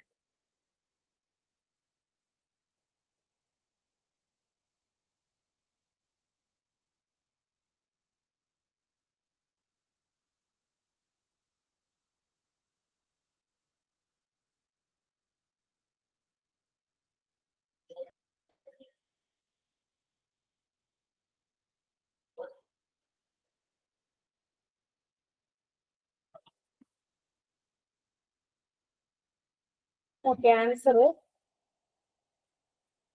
crushing strength അല്ല കേട്ടോ. crushing strength അല്ല, hardness അല്ല, answer soluble matter ആണ്. എപ്പോഴും പരീക്ഷയ്ക്ക് ചോദിക്കുന്ന ഒരു ക്വസ്റ്റൻ ആണ്, എല്ലാവരും തെറ്റിച്ച് വയ്ക്കുന്ന ഒരു ക്വസ്റ്റൻ ആണ്. സോല്യൂബിൾ മാറ്റർ ടെസ്റ്റ് യൂസ് ചെയ്യുന്നത് സോല്യൂബിൾ മാറ്റർ SS എന്ന് പഠിക്കുക കേട്ടോ. സോല്യൂബിൾ മാറ്റർ ആണ് പ്രസൻസ് ഓഫ് സോല്യൂബിൾ മാറ്റർ. ബ്രിക്കിലുള്ള സ്റ്റോണിലുള്ള സോല്യൂബിൾ മാറ്ററിന്റെ പ്രസൻസ് കണ്ടുപിടിക്കാൻ വേണ്ടി ഉപയോഗിക്കുന്ന ടെസ്റ്റ് ആണ് സ്നിഫ് ടെസ്റ്റ്. അടുത്ത question, which of the following types of cement is used for canal lining? canal lining വേണ്ടിട്ട് ഉപയോഗിക്കുന്ന സിമെന്റ് ഏതാണ്? സിമെന്റ് ഒത്തിരി സിമെന്റിന്റെ ടൈപ്പ് ഉണ്ടല്ലേ, ഒരു 12 14 ഒക്കെ ഉണ്ട്. ഓരോ പുസ്തകങ്ങളിലും ഓരോ പുതിയ പുതിയ ടൈപ്പ് ഓഫ് സിമെന്റുകൾ ഉണ്ട്. പക്ഷെ അതിൽ പ്രധാനമായിട്ടും പഠിക്കേണ്ട കുറച്ച് കാര്യങ്ങളുണ്ട്, കുറച്ച് യൂസുകളും ഉണ്ട്. ഓക്കെ, ഞാൻ ഈ പറയാൻ പോകുന്ന കാര്യങ്ങളെങ്കിലും അറ്റ്ലീസ്റ്റ് പഠിച്ചിട്ട് വെക്കുക കേട്ടോ. ഞാൻ പറയാൻ പോകുന്നത് വളരെ പ്രധാനമായിട്ട് പഠിച്ചു വെക്കുക. കനാൽ ലൈനിങ്ങിന് വേണ്ടിയിട്ട് യൂസ് ചെയ്യുന്ന സിമെന്റ് ആണ് ക്വസ്റ്റ്യൻ. അതവിടെ നിൽക്കട്ടെ. ഇത്രയും കാര്യങ്ങളൊന്ന് പഠിച്ചു വെക്കുക, ഓരോ സിമെന്റിന്റെയും കാര്യമാണ്. ഒന്നാമത്തെ നോക്കിയാൽ ആസിഡ് റെസിസ്റ്റന്റ് സിമെന്റ്. ഞങ്ങൾക്ക് ഇത് ആൽഫബറ്റിക് ഓർഡറിൽ എഴുതിയത് കേട്ടോ. ഓക്കെ നോക്കിയേ, acid resistant cement. Acid resistant അല്ലേ, ആസിഡിനെ റെസിസ്റ്റ് ചെയ്യുന്ന സിമെന്റ് എവിടെ ആയിരിക്കും? ആസിഡ് കെമിക്കൽ ഇൻഡസ്ട്രി കേട്ടോ, പേര് വെച്ചിട്ട് ഓർക്കുക. ആസിഡ് റെസിസ്റ്റ് ചെയ്യുന്ന സിമെന്റ്. ആസിഡ് ഒരു കെമിക്കൽ ആണ് അല്ലെ, മീൻസ് നമ്മൾ കെമിസ്ട്രിയിലാണ് ആസിഡ്സിനെ പറ്റി പഠിക്കുന്നത്. അപ്പോൾ കെമിക്കൽ ഇൻഡസ്ട്രിയിൽ യൂസ് ചെയ്യുന്ന സിമെന്റ് ആസിഡ് റെസിസ്റ്റന്റ് സിമെന്റ്. അടുത്ത് നോക്കിയേ, ബ്ലാസ്റ്റ് ഫർണസ് സ്ലാഗ് സിമെന്റ് ഉപയോഗിക്കുന്നത് മാസ് കോൺക്രീറ്റ്, മാസ് സ്ട്രക്ചേഴ്സിനും മറൈൻ സ്ട്രക്ചേഴ്സിനും വേണ്ടിയിട്ടാണ്. ഇത് പരീക്ഷയ്ക്ക് ചോദിച്ചിട്ടുണ്ട് കേട്ടോ. Mass structures and marine structures. തീർന്നിട്ടില്ല, ഈ മാസ് സ്ട്രക്ചറിന് വേണ്ടിയിട്ട് ഉപയോഗിക്കുന്ന മറ്റൊരു സിമെന്റും കൂടി ഉണ്ട്, പോർട്ട്ലാൻഡ് പോർട്ട്ലോണ സിമെന്റ്. കണ്ടോ, പോർട്ട്ലാൻഡ് പോർട്ട്ലോണ സിമെന്റും ഉണ്ട്, ലോ ഹീറ്റ് സിമെന്റും ഉണ്ട്. പക്ഷെ ഇതിൽ ഏറ്റവും പ്രധാനമായിട്ട് പഠിച്ചു വെക്കേണ്ടത് ഇതാണ്, ലോ ഹീറ്റ് സിമെന്റ് ആണ് മെയിൻ ആയിട്ട് മാസ് സ്ട്രക്ചേഴ്സിന് വേണ്ടിയിട്ട് യൂസ് ചെയ്യുന്നത്. എന്താ കാര്യം? മാസ് എന്ന് വെച്ചാൽ എന്താണ്, ഭയങ്കര കൂടുതൽ. ഇപ്പൊ ഡാം ഒക്കെ ആണെങ്കിൽ ഒരുപാട് സിമെന്റ് നമ്മൾ ഉപയോഗിക്കും അല്ലെ. ഒത്തിരി സിമെന്റ് ഉപയോഗിക്കുമ്പോൾ ഒത്തിരി ഹീറ്റ് എന്ത് ചെയ്യുന്ന വരും അല്ലെ. ഒത്തിരി ഹീറ്റ് വന്നു കഴിഞ്ഞാൽ നല്ലതാണോ? അല്ല. അപ്പൊ അതിന് വേണ്ടിയിട്ട് നമ്മൾ യൂസ് ചെയ്യുന്ന സിമെന്റ് ആണ് ലോ ഹീറ്റ് സിമെന്റ്. ഓക്കെ, പിന്നെ പോർട്ട്ലാൻഡ് പോർസലോണ. പോർട്ട്ലാൻഡ് പോർസലോണയെ നമുക്കറിയാം മറ്റ് മെറ്റീരിയൽ ആണ് അല്ലെ. പോർസലോണിക് മെറ്റീരിയൽ എന്ന് വെച്ചാൽ സിമെന്റേഷ്യസ് പ്രോപ്പർട്ടി ഇല്ലാത്തതാണ്. അപ്പൊ അതും നമുക്ക് മാസിന് വേണ്ടിയിട്ട് യൂസ് ചെയ്യാം. അതുപോലെ ബ്ലാസ്റ്റ് ഫർണസ് എന്ന് പറയുന്നതും മറ്റ് ഇൻഗ്രീഡിയന്റ് ആണ്. എന്ന് വെച്ചാൽ സിമെന്റേഷ്യസ് എന്ന് പറയുന്ന ഒരു പ്രോപ്പർട്ടി വരാത്ത ഇൻഗ്രീഡിയന്റ്. അപ്പൊ നിങ്ങൾക്ക് അത് വെച്ചിട്ട് ഓർത്ത് വെക്കാം. മാസ് സ്ട്രക്ചേഴ്സിന് വേണ്ടിയിട്ട് യൂസ് ചെയ്യുന്നത് സിമെന്റേഷ്യസ് പ്രോപ്പർട്ടി ഇല്ലാത്ത ബ്ലാസ്റ്റ് ഫർണസ് സ്ലാഗ് യൂസ് ചെയ്യാം, പോർട്ട്ലാൻഡ് പോർസലോണ സിമെന്റ് യൂസ് ചെയ്യാം. അതവിടെ നിൽക്കട്ടെ. And low heat cement very very important, പരീക്ഷയ്ക്ക് എപ്പോഴും ചോദിക്കുന്നതാണ്. ഇനി നോക്കിയാൽ high alumina cement. High alumina cement use ചെയ്യുന്നത് ഫർണസില്, ചിമ്മിനിയില്, കിലണിലൊക്കെയാണ് ഹൈ അലൂമിന സിമെന്റ് കേട്ടോ. അത് ഓർത്തിരിക്കുക. അടുത്തത് സൾഫേറ്റ് റെസിസ്റ്റിംഗ് സിമെന്റ്. കണ്ടോ, സൾഫേറ്റിന്റെ അറ്റാക്ക് വരുന്ന എവിടെയൊക്കെയാ? സീവേജിൽ ഉണ്ടാവാം, കനാൽ ലൈനിങ്, വെള്ളത്തിൽ അല്ലെ. സൾഫേറ്റിന്റെ ഒക്കെ കണ്ടന്റ് ഉണ്ടാവും. അതായത് ഈ വളങ്ങളിലൊക്കെ സൾഫേറ്റിന്റെ കണ്ടന്റ് ഉള്ളത് കൊണ്ട് തന്നെ കനാലിലൂടെയൊക്കെ ഒഴുകുന്ന വെള്ളത്തിലും സീവേജിലും ഒക്കെ ഉണ്ടാവാവുന്നതാണ് സൾഫേറ്റ്. അപ്പൊ അതിനെ റെസിസ്റ്റ് ചെയ്യുന്ന സിമെന്റ് ആണ് അവിടെ ഉപയോഗിക്കുന്നത്. ഇനി അടുത്തത് ക്വിക്ക് സെറ്റിംഗ് സിമെന്റ്. പെട്ടെന്ന് സെറ്റ് ആവുന്ന സിമെന്റ് എവിടെ ആയിരിക്കും? വെള്ളത്തിന്റെ അടിയിലാണെങ്കിൽ പതിയെ സെറ്റ് ആവും. അപ്പൊ നമുക്ക് അവിടെ ഉപയോഗിക്കാം quick setting cement. Under water construction very very important, പരീക്ഷയ്ക്ക് ചോദിക്കുന്നതാണ്. ഇത് പരീക്ഷയ്ക്ക് ചോദിക്കുന്നതാണ്. Next rapid hardening cement. Rapid ആയിട്ട് പെട്ടെന്ന് ഹാർഡ് ആവുക, എമർജൻസി വർക്കിന് വേണ്ടിയിട്ടാണ്. പെട്ടെന്ന് ഹാർഡ് ആയി കഴിഞ്ഞാൽ മാത്രം പെട്ടെന്ന് നമുക്ക് അതിനെ ഉപയോഗിക്കേണ്ട ഒരു സിറ്റുവേഷൻ ആണെങ്കിൽ റാപ്പിഡ് ഹാർഡനിങ് സിമെന്റ്. ഓക്കെ, അപ്പൊ കുറെ ഉണ്ട്, പക്ഷെ ഇത്രയും മെയിൻ ആയിട്ടുള്ള ഫംഗ്ഷൻസ് എങ്കിലും പഠിച്ചു വെക്കുക കേട്ടോ. നിങ്ങൾക്ക് വളരെ യൂസ്ഫുൾ ആയിരിക്കും ഈ ഒരു സ്ലൈഡ് നിങ്ങൾ പഠിച്ചു വെച്ചത് കേട്ടോ. അപ്പൊ അത് പഠിക്കുക. ആൻസർ വരുന്ന ആരാണ്? കനാൽ ലൈനിങ്ങിനാണ് ഉപയോഗിക്കുന്നതെങ്കിൽ സൾഫേറ്റ് റെസിസ്റ്റിംഗ് സിമെന്റ് ആണ് മെയിൻ ആയിട്ടുള്ള സിമെന്റ് കേട്ടോ. ഇതൊക്കെ നമ്മുടെ ലോജിക്ക് വെച്ച് തന്നെ നമുക്ക് ആലോചിച്ചെങ്കിൽ കാണാതെ പഠിക്കാൻ പറ്റുന്ന ഒരു കാര്യമാണ്. അടുത്ത question, identify the material used for flooring. ഫ്ലോറിംഗിന് വേണ്ടിയിട്ട് ഉപയോഗിക്കുന്ന മെറ്റീരിയൽ ഏതാണ്? Linoleum, magnetite, glass, all of the above. Linoleum, magnetite, glass, all of the above.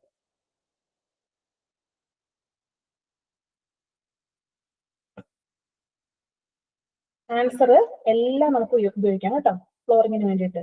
All of the above ആണ് ആൻസർ ആയിട്ട്. അടുത്ത ക്വസ്റ്റ്യൻ, ഇത്രയും മാത്രമല്ല, ഇനി ഒരുപാട് മെറ്റീരിയൽസ് ഉണ്ട് കേട്ടോ. ബ്രിക്ക് ഉണ്ട് കേട്ടോ. അടുത്ത question, the bricks used for the corners of the walls of a structure are called. അതായത് ഒരു ബ്രിക്ക് മേസൺറി, ഒരു ഭിത്തിയുടെ നമ്മൾ ചില സ്ട്രക്ചേഴ്സ് ഒക്കെ ചെയ്യുമ്പോൾ ഭിത്തിയിൽ ഏറ്റവും കോർണർ പോർഷനിൽ നമ്മൾ കൊടുക്കുന്ന ബ്രിക്ക് ഇച്ചിരി വലിയ ബ്രിക്ക് ആയിരിക്കും. ആ വലിയ ബ്രിക്കിനെ വിളിക്കുന്ന പേരുണ്ട് spalls, hearting, queens, side. Okay, correct answer queens. Very good. അടുത്ത question, the defect of discolouration of timber due to over maturity is called. Over mature ആവുന്നത് മൂലം ഡിസ്കളറേഷൻ സംഭവിക്കുന്ന ഡിഫക്റ്റിനെ വിളിക്കുന്ന പേരെന്താണ്? Over maturity. Okay, druxiness, wet rot, dry rot, foxiness കേട്ടോ. നമ്മൾ already പറഞ്ഞു റെഡ് കളർ ആവുന്നു എന്ന് പറഞ്ഞാൽ, അല്ലെങ്കിൽ ഒരു പെയിൽ യെല്ലോയിഷ് കളർ ആവുന്നു എന്ന് പറഞ്ഞില്ലേ. സോ ഫോക്സിനസ് ആണ് ഡിസ്കളറേഷൻ, ടിമ്പറിന്റെ ഡിസ്കളറേഷൻ ഡിഫക്റ്റ് ആണ് പോക്സൺസ്. ഓവർ മെച്യൂരിറ്റി വളരെ ഇമ്പോർട്ടന്റ് ആയിട്ടുള്ള ടേം ആണ്. ഓവർ മെച്യൂരിറ്റി മൂലം സംഭവിക്കുന്നത് പോക്സൺ. Next question, grillage foundations are most suitable for grillage foundations. Grillage foundation ഉപയോഗിക്കുന്നത് shallow soil conditions, heavy concentrated loads, areas prone to flooding, light industrial structures. Grill എന്ന് വെച്ചാൽ എന്താ?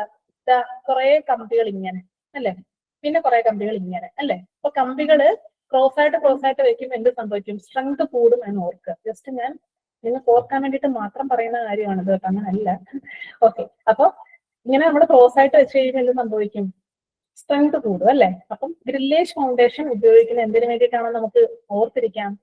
Grillage foundations are most suitable for heavy concentrated. Load കൂടുതലാണെങ്കിൽ അത്രയും ലോഡിനെ താങ്ങാൻ വേണ്ടിയിട്ട് നമുക്ക് കൊടുക്കാം ഗ്രില്ലേജ് ഫൗണ്ടേഷൻസ് കേട്ടോ. ഓർത്തിരിക്കണം, മറന്നുപോകുന്നത്. ഗ്രില്ലേജ് ഫൗണ്ടേഷൻസ് നമ്മൾ ഉപയോഗിക്കുന്നത് ഹെവി കോൺസെൻട്രേറ്റഡ് ലോഡ്സിന് വേണ്ടിയിട്ടാണ്. എപ്പോഴും ചോദിക്കുന്ന ഒരു ക്വസ്റ്റ്യൻ ആണ് ഫൗണ്ടേഷൻ തമ്മിൽ. അടുത്ത question, identify the defect occurs to timber when it is converted to commercial form. അതായത് ഡിഫക്ട് പല ടൈപ്പ് ഉണ്ട്. അത് കൺവേർഷൻ മൂലമുണ്ടാണ്. അതായത് ഒരു ഫോമിൽ നിന്ന് വേറൊരു ഫോമിലേക്ക്, അതായത് ഇപ്പൊ തടി അറുക്കലൊക്കെ ഇല്ലേ നമ്മൾ അല്ലെ, മെഷീൻ ഉപയോഗിച്ച് തടി അറുക്കൽ. അപ്പൊ അതിന്റെയൊക്കെ സമയത്ത് ഉണ്ടാവുന്ന ഡിഫക്റ്റുകളിൽ വരുന്ന ഏതാണെന്നാണ് ബെയിന്, സാബ്സ്റ്റെയിന്, കാലസ്, ഡ്രഗ്സിന്. ഓക്കെ, ഇപ്പൊ ഞാനിവിടെ കുറച്ച് ഡിഫക്റ്റുകൾ ലിസ്റ്റ് ചെയ്തിട്ടുണ്ട്. നോക്കിയേ. ഒന്ന്, നാച്ചുറൽ ആയിട്ട് സ്വന്തമായിട്ട് അല്ലെങ്കിൽ സ്വാഭാവികമായി സംഭവിക്കുന്ന കുറെ ഡിഫക്ട്സുകൾ ഉണ്ട് കേട്ടോ. ഇതൊക്കെ ഒന്ന് വായിച്ചു നോക്കണേ കേട്ടോ. എല്ലാം ഒന്ന് വായിച്ചു നോക്കാം. Wind cracks, shakes, twisted fibre, upset, പ്രിന്റുകൾസ്, burls, water stain, chemical stain, dead wood, knots, coarse grain, foxiness, druxiness, callus. ഇത്രയുമാണ് defects due to natural forces എന്ന് പറയുന്നത്. ഇനി ടിമ്പർ ഡ്യൂ ടു ഫംഗൈ. നോക്കിയേ, ഇതെങ്ങനെ ഓർത്ത് വെക്കും അല്ലേ? കുറെ ഉണ്ടല്ലോ എന്നായിരിക്കും നിങ്ങളിപ്പോ ചിന്തിക്കുന്നത്. അപ്പൊ നോക്കുക, ബ്ലൂ സ്റ്റെയിനും സാബ് സ്റ്റെയിനും വരും. അതിന്റെ കൂടെ ഏതൊക്കെ റോട്ടുണ്ടോ ആ റോട്ടുകളെല്ലാം ഫംഗസ് മൂലം ഉണ്ടാകുന്നതാണെന്ന് ഓർത്തിരിക്കുക കേട്ടോ. പക്ഷെ ഇങ്ങനെയല്ല പഠിക്കേണ്ട ആക്ച്വലി. പക്ഷെ ഒട്ടും പഠിക്കാൻ ബുദ്ധിമുട്ടുള്ളവർക്കാണ് വേണ്ടി പറയുന്നതാണ്. ബ്ലൂ സ്റ്റെയിനും സാബ് സ്റ്റെയിനും അതിന്റെ കൂടെ തന്നെ എല്ലാ റോട്ടുകളും ഫംഗൈ മൂലം ഉണ്ടാകുന്നു. ഇനി അടുത്ത് നോക്കിയേ, സീസണിങ് മൂലം ഉണ്ടാകുന്ന ഡിഫക്ട്സ്. ബോ, cup, check, slit, twist, honey combing, case hardening, collapse, വാർപ്പ്, റേഡിയൽ ഷേപ്സ്. 10 എണ്ണമാണുള്ളത്. അത് പഠിക്കണം. അത് പഠിക്കാനായിട്ടൊരു കോഡുണ്ട് ആക്ച്വലി. ആ കോഡ് ഞങ്ങൾ പറയുന്നില്ല. സോ ബോ, cup, check, slit, twist, honey combing, case hardening, collapse, വാർപ്പ്, റേഡിയൽ ഷേപ്സ്. ഇത്രയും കാര്യങ്ങൾ പഠിച്ചു വെക്കുക കേട്ടോ. അപ്പൊ ഏറ്റവും കൂടുതലുള്ളത് ഏതാ? നാച്ചുറൽ ഫോഴ്സസ് അല്ലേ? അത് അവിടുത്തേക്ക്. ആൻഡ് നോക്കിയേ, ഇത് പഠിക്കുക. ഇത് പഠിക്കാൻ ഇപ്പോൾ എളുപ്പമല്ലേ? ബ്ലൂ സ്റ്റെയിനും സാബ് സ്റ്റെയിനും ബാക്കി എല്ലാ റോട്ടുകളും. പിന്നെ അടുത്തത് ഇത്രയും പഠിക്കുക. ഓക്കെ, പിന്നെ ഇത് നോക്കിയേ, defects in timber due to conversion ആണ്. കൺവേർഷൻ മൂലം diagonal grain, torn grain, chip mark, wane. ഇത് 4 എണ്ണം പഠിക്കണം. അപ്പം ഇത് ഇത്രയും പഠിച്ചു കഴിഞ്ഞാൽ ഇത് നമ്മൾ ജസ്റ്റ് ഒന്ന് മൈൻഡ് ചെയ്തിരുന്നുണ്ടെങ്കിൽ നമ്മൾ പഠിച്ചതിൽ പെടാത്തത് ഏതാണോ ക്വസ്റ്റിനെ വരുന്നത് അത് നാച്ചുറൽ ഫോഴ്സ് മൂലമുള്ളതാണെന്ന് പഠിച്ചു വെക്കാൻ പറ്റും കേട്ടോ. കൂടുതലുള്ളത് ഇന്ന ഡിഫക്റ്റുകൾ ഇത് മൂലം ഉണ്ടാകുന്നതാണെന്ന് ജസ്റ്റ് പഠിച്ചു വെക്കേണ്ട. പക്ഷെ ഓരോന്നും എന്താണെന്ന് പഠിച്ചു വെക്കാം കേട്ടോ. അപ്പം നമ്മുടെ ആൻസർ കൺവേർഷൻ മൂലമുള്ള ഡിഫക്ട് ഏതാണെന്നാണ്. So diagonal grain, torn grain, chip mark, wane. ഇത് 4 നമ്മുടെ മെയിൻ ആയിട്ടുള്ള ഡിഫക്ട്സ് എന്ന് പറയുന്നത്. സോ അതില് വെയിൻ ആണ് കൺവേർഷൻ മൂലമുള്ള ഡിഫക്ട്. അടുത്ത ക്വസ്റ്റ്യനിലേക്ക് പോവാം. Central part of the tree is called. ഒരു ട്രീയുടെ സെൻട്രൽ പാർട്ടിനെ വിളിക്കുന്ന പേരെന്താണെന്ന് ഓൾറെഡി കണ്ടതാണ് അല്ലെ, ക്രോസ് സെക്ഷൻ. എന്നാണ് central? Softwood, cambium layer, heart wood, pith. അതെ, കറക്റ്റ് ആൻസർ. പിത്താണ് സെൻട്രൽ പാർട്ട്. പിത്തിനെ വിളിക്കുന്ന മറ്റൊരു പേര് medulla. Okay, next question. The frog of brick is normally laid on it. ഒരു ബ്രിക്കില് ഒരു പാർട്ടാണ് ഫ്രോഗ് എന്ന് പറയുന്നത്. ഈ ഫ്രോഗ് ബ്രിക്കിന്റെ എവിടെയാണ് കൊടുക്കുന്നത്? Top face, bottom face, side, longer face. എവിടെയാണ് ഫ്രോഗ് കൊടുക്കുന്നത്? കറക്റ്റ്, ടോപ്പ് ഫേസിലാണ് ഫ്രോഗ് കൊടുക്കുന്നത്. ഇതാണ് ഫ്രോഗ് അല്ലെ? കറക്റ്റ് ആണ് കേട്ടോ. ഫ്രോഗ് കൊടുക്കുന്ന ടോപ്പ് ഫേസിൽ. എന്തിനാ ഫ്രോഗ് കൊടുക്കുന്നത് അറിയാമോ? ഇപ്പൊ ഒരു ബ്രിക്കിന്റെ മുകളിൽ വേറൊരു ബ്രിക്ക് വെക്കുമ്പോൾ ആ മോർട്ടാറുകൾ തമ്മിൽ ഒരു കണ്ടിന്യൂറ്റി കിട്ടാൻ, ഒരു ബോണ്ട് കിട്ടാൻ വേണ്ടിയിട്ടാണ് കേട്ടോ ഫ്രോഗ് കൊടുക്കുന്നത്. അത് പരീക്ഷയ്ക്ക് ചോദിക്കാറുള്ളതാണ്. ഫ്രോഗ് പ്രൊവൈഡ് ചെയ്യുന്ന ഉദ്ദേശം ബ്രിക്കുകൾ തമ്മിൽ ഒരു ബോണ്ട് കിട്ടാൻ. Next question. The termination of a wall in. അതെ കറക്റ്റ്, ബൈൻഡ് ചെയ്ത് നിർത്താൻ മോർട്ടാറിനെ. Correct. Termination of a wall in stepped fashion is known as. Stepped ഫാഷനിൽ നമ്മൾ വോളിൽ, അതായത് ഇപ്പൊ ഒരു ഭിത്തി കെട്ടും, ഇങ്ങനെ ഈ ഒരു രീതിയിൽ നമ്മൾ ഭിത്തി കെട്ടി നിർത്തുകയാണെന്ന് വിചാരിക്കും. സ്റ്റെപ്പ്ഡ് ഫാഷനിൽ നമ്മൾ ഭിത്തി കെട്ടി ഇങ്ങനെ നിർത്തി അടുത്ത ദിവസം ബാക്കി പണി തുടങ്ങുകയാണെങ്കിൽ അതിനെ വിളിക്കുന്ന പേരെന്താണ്? ഓക്കെ, കറക്റ്റ് ആൻസർ ആണ് കേട്ടോ. രണ്ടുപേരും കമന്റ് ചെയ്തിരിക്കുന്ന കറക്റ്റ് ആൻസർ ആണ്. റാക്കിംഗ് ബാക്ക് ആണ് കറക്റ്റ്. Racking back. ഈ ടൂത്തിങ് എങ്ങനെയാണെന്ന് അറിയാലോ അല്ലെ? ടൂത്തിങ് നമ്മുടെ പല്ല് ഓർക്കുക കേട്ടോ. ഇങ്ങനെ ഓൾട്ടർനേറ്റ് ആയിട്ട്, ഓക്കെ, ഓൾട്ടർനേറ്റ് ആയിട്ട് ഇങ്ങനെ പ്രൊജക്ട് ചെയ്ത് നിൽക്കുന്നതിനെയാണ് ടൂത്തിങ്. ടൂത്ത് എന്ന് വെച്ചാൽ പല്ലാണല്ലോ, അപ്പൊ ഈ രീതിയിൽ നിൽക്കുന്നതിനെയാണ് ടൂത്തിങ് എന്ന് പറയുന്നത് കേട്ടോ. ഓൾട്ടർനേറ്റ് ആയിട്ട് ഇങ്ങനെ നിൽക്കുന്നതിനെ വിളിക്കുന്ന പേരാണ് tooth. Okay, next question. In ordinary residential building, the DPC may be provided. ഏത് ലെവലിലാണ് DPC, damp proof course, residential ബിൽഡിംഗിൽ പ്രൊവൈഡ് ചെയ്യുന്നത്? Between ground level and water table level, ground level, at plinth level, at sill level. എവിടെയാണ്? Repeated question. Okay, correct answer. അതെ, correct answer. At plinth ലെവലിലാണ് നമ്മൾ DPC provide ചെയ്യുന്നത്. Next question. The most common type of scaffolding used in the construction of brick work. Brick വർക്കിന്റെ കൺസ്ട്രക്ഷന് വേണ്ടിയിട്ട് use ചെയ്യുന്ന scaffolding ഏതാണ്? Single scaffolding, putlog scaffolding, brick layer scaffolding, all of the.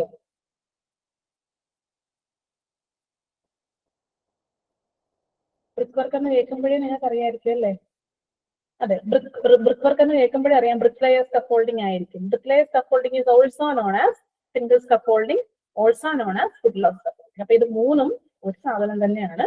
So all of the above ആണ് answer. അങ്ങനെയാണെങ്കിൽ എന്താണ് stone masonry, stone വർക്കിന് വേണ്ടിയിട്ട് യൂസ് ചെയ്യുന്ന സ്കഫോൾഡിംഗ് എന്ന് കമന്റ് ചെയ്ത്. സ്റ്റോൺ വർക്കിന് വേണ്ടിയിട്ട് യൂസ് ചെയ്യുന്നത്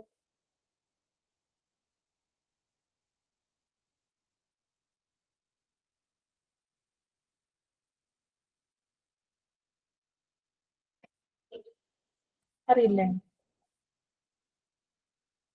അല്ല, സിംഗിൾ സ്കഫോൾഡിംഗ് നമ്മൾ ഓൾറെഡി പറഞ്ഞില്ല ബ്രിക്ക് വർക്കിനാണെന്ന്. സ്റ്റോൺ വർക്കിന് വേണ്ടിയിട്ട് യൂസ് ചെയ്യുന്നത് സിംഗിൾ അല്ല, ഡബിൾ ആണ് കേട്ടോ. Double scaffolding. ഡബിൾ സ്കഫോൾഡിങ്ങിനെ വിളിക്കുന്ന വേറൊരു പേര് മേസൺ സ്കഫോൾഡിംഗ്. മേസൺ സ്കഫോൾഡിംഗ് കേട്ടോ, മറക്കരുത്. ഇത് രണ്ട് പേരുകളും ചോദിക്കാറുണ്ട്. അടുത്ത question. The floors used in dancing halls, auditoriums etcetera. Floors used in dancing halls, auditorium. Repeated question ആണ്. വുഡൻ ഫ്ലോർ നമുക്കറിയാം, നമ്മുടെ സ്റ്റേജ് ഒക്കെ എങ്ങനെയാണ്? Wooden floor, terrazzo floor, granolithic floor, mosaic floor. Okay, correct answer ആണ് wooden floor. Wooden floor ആണ് dancing halls, ഓഡിറ്റോറിയത്തിനൊക്കെ വരുന്നത്. ഗോഡൌൺസിന് ഏതാണെന്ന് പറയുമോ? ഗോഡൌണിനൊക്കെ അറിയാമോ നോക്കട്ടെ.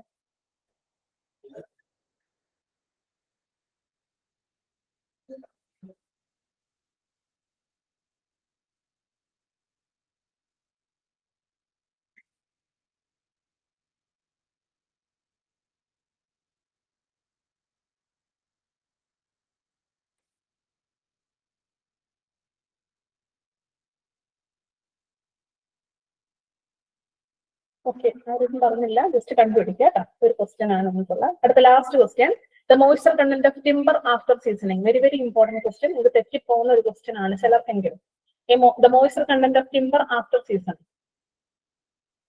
സീസണിങ്ങിന് ശേഷം ഉള്ള മോയ്സ്ചർ കണ്ടന്റ് എത്രയായിരിക്കണം? RCC ഫ്ലോറിംഗ് അല്ല കേട്ടോ. Moisture content of timber after seasoning 4 to 6%, 8 to 10%, 6 to 8%, 10 to 12%. Okay, Mansoor correct answer ആണ് പറഞ്ഞേക്കുന്നത്. ജനറൽ ആയിട്ട് സീസണിങ്ങിന് ശേഷമുള്ള മോയ്സ്ചർ കണ്ടന്റ് 8 മുതൽ 12% വരെയാണ് മെയിൻ ആയിട്ട് വേണ്ടത്. ഓക്കെ, ഇതിൽ ഇങ്ങനൊരു ഓപ്ഷൻ ഉണ്ടെന്നുണ്ടെങ്കിൽ, അതായത് ഇതൊന്നും ഇല്ലാതെ ഇങ്ങനൊരു ഓപ്ഷൻ ഉണ്ടെന്നുണ്ടെങ്കിൽ ഇതാണ് കറക്റ്റ്. ഇനി ഇതാ ഈ 8 മുതൽ 10ഉം 10 മുതൽ 12ഉം വന്നു കഴിഞ്ഞാൽ നമ്മൾ അഡോപ്റ്റ് ചെയ്യേണ്ട ഓപ്ഷൻ കറക്റ്റ് 10 മുതൽ 12 വരെയാണ് കേട്ടോ. ആൻസർ കറക്റ്റ് ആണ് പറഞ്ഞേക്കുന്നത്. സോ ഇതാണ് ആൻസർ. ഓക്കെ, അപ്പൊ ഇത്രയും ക്വസ്റ്റ്യൻസ് എല്ലാവർക്കും യൂസ്ഫുൾ ആയല്ലോ അല്ലെ? യൂസ്ഫുൾ ആയെന്ന് വിചാരിക്കുന്നു.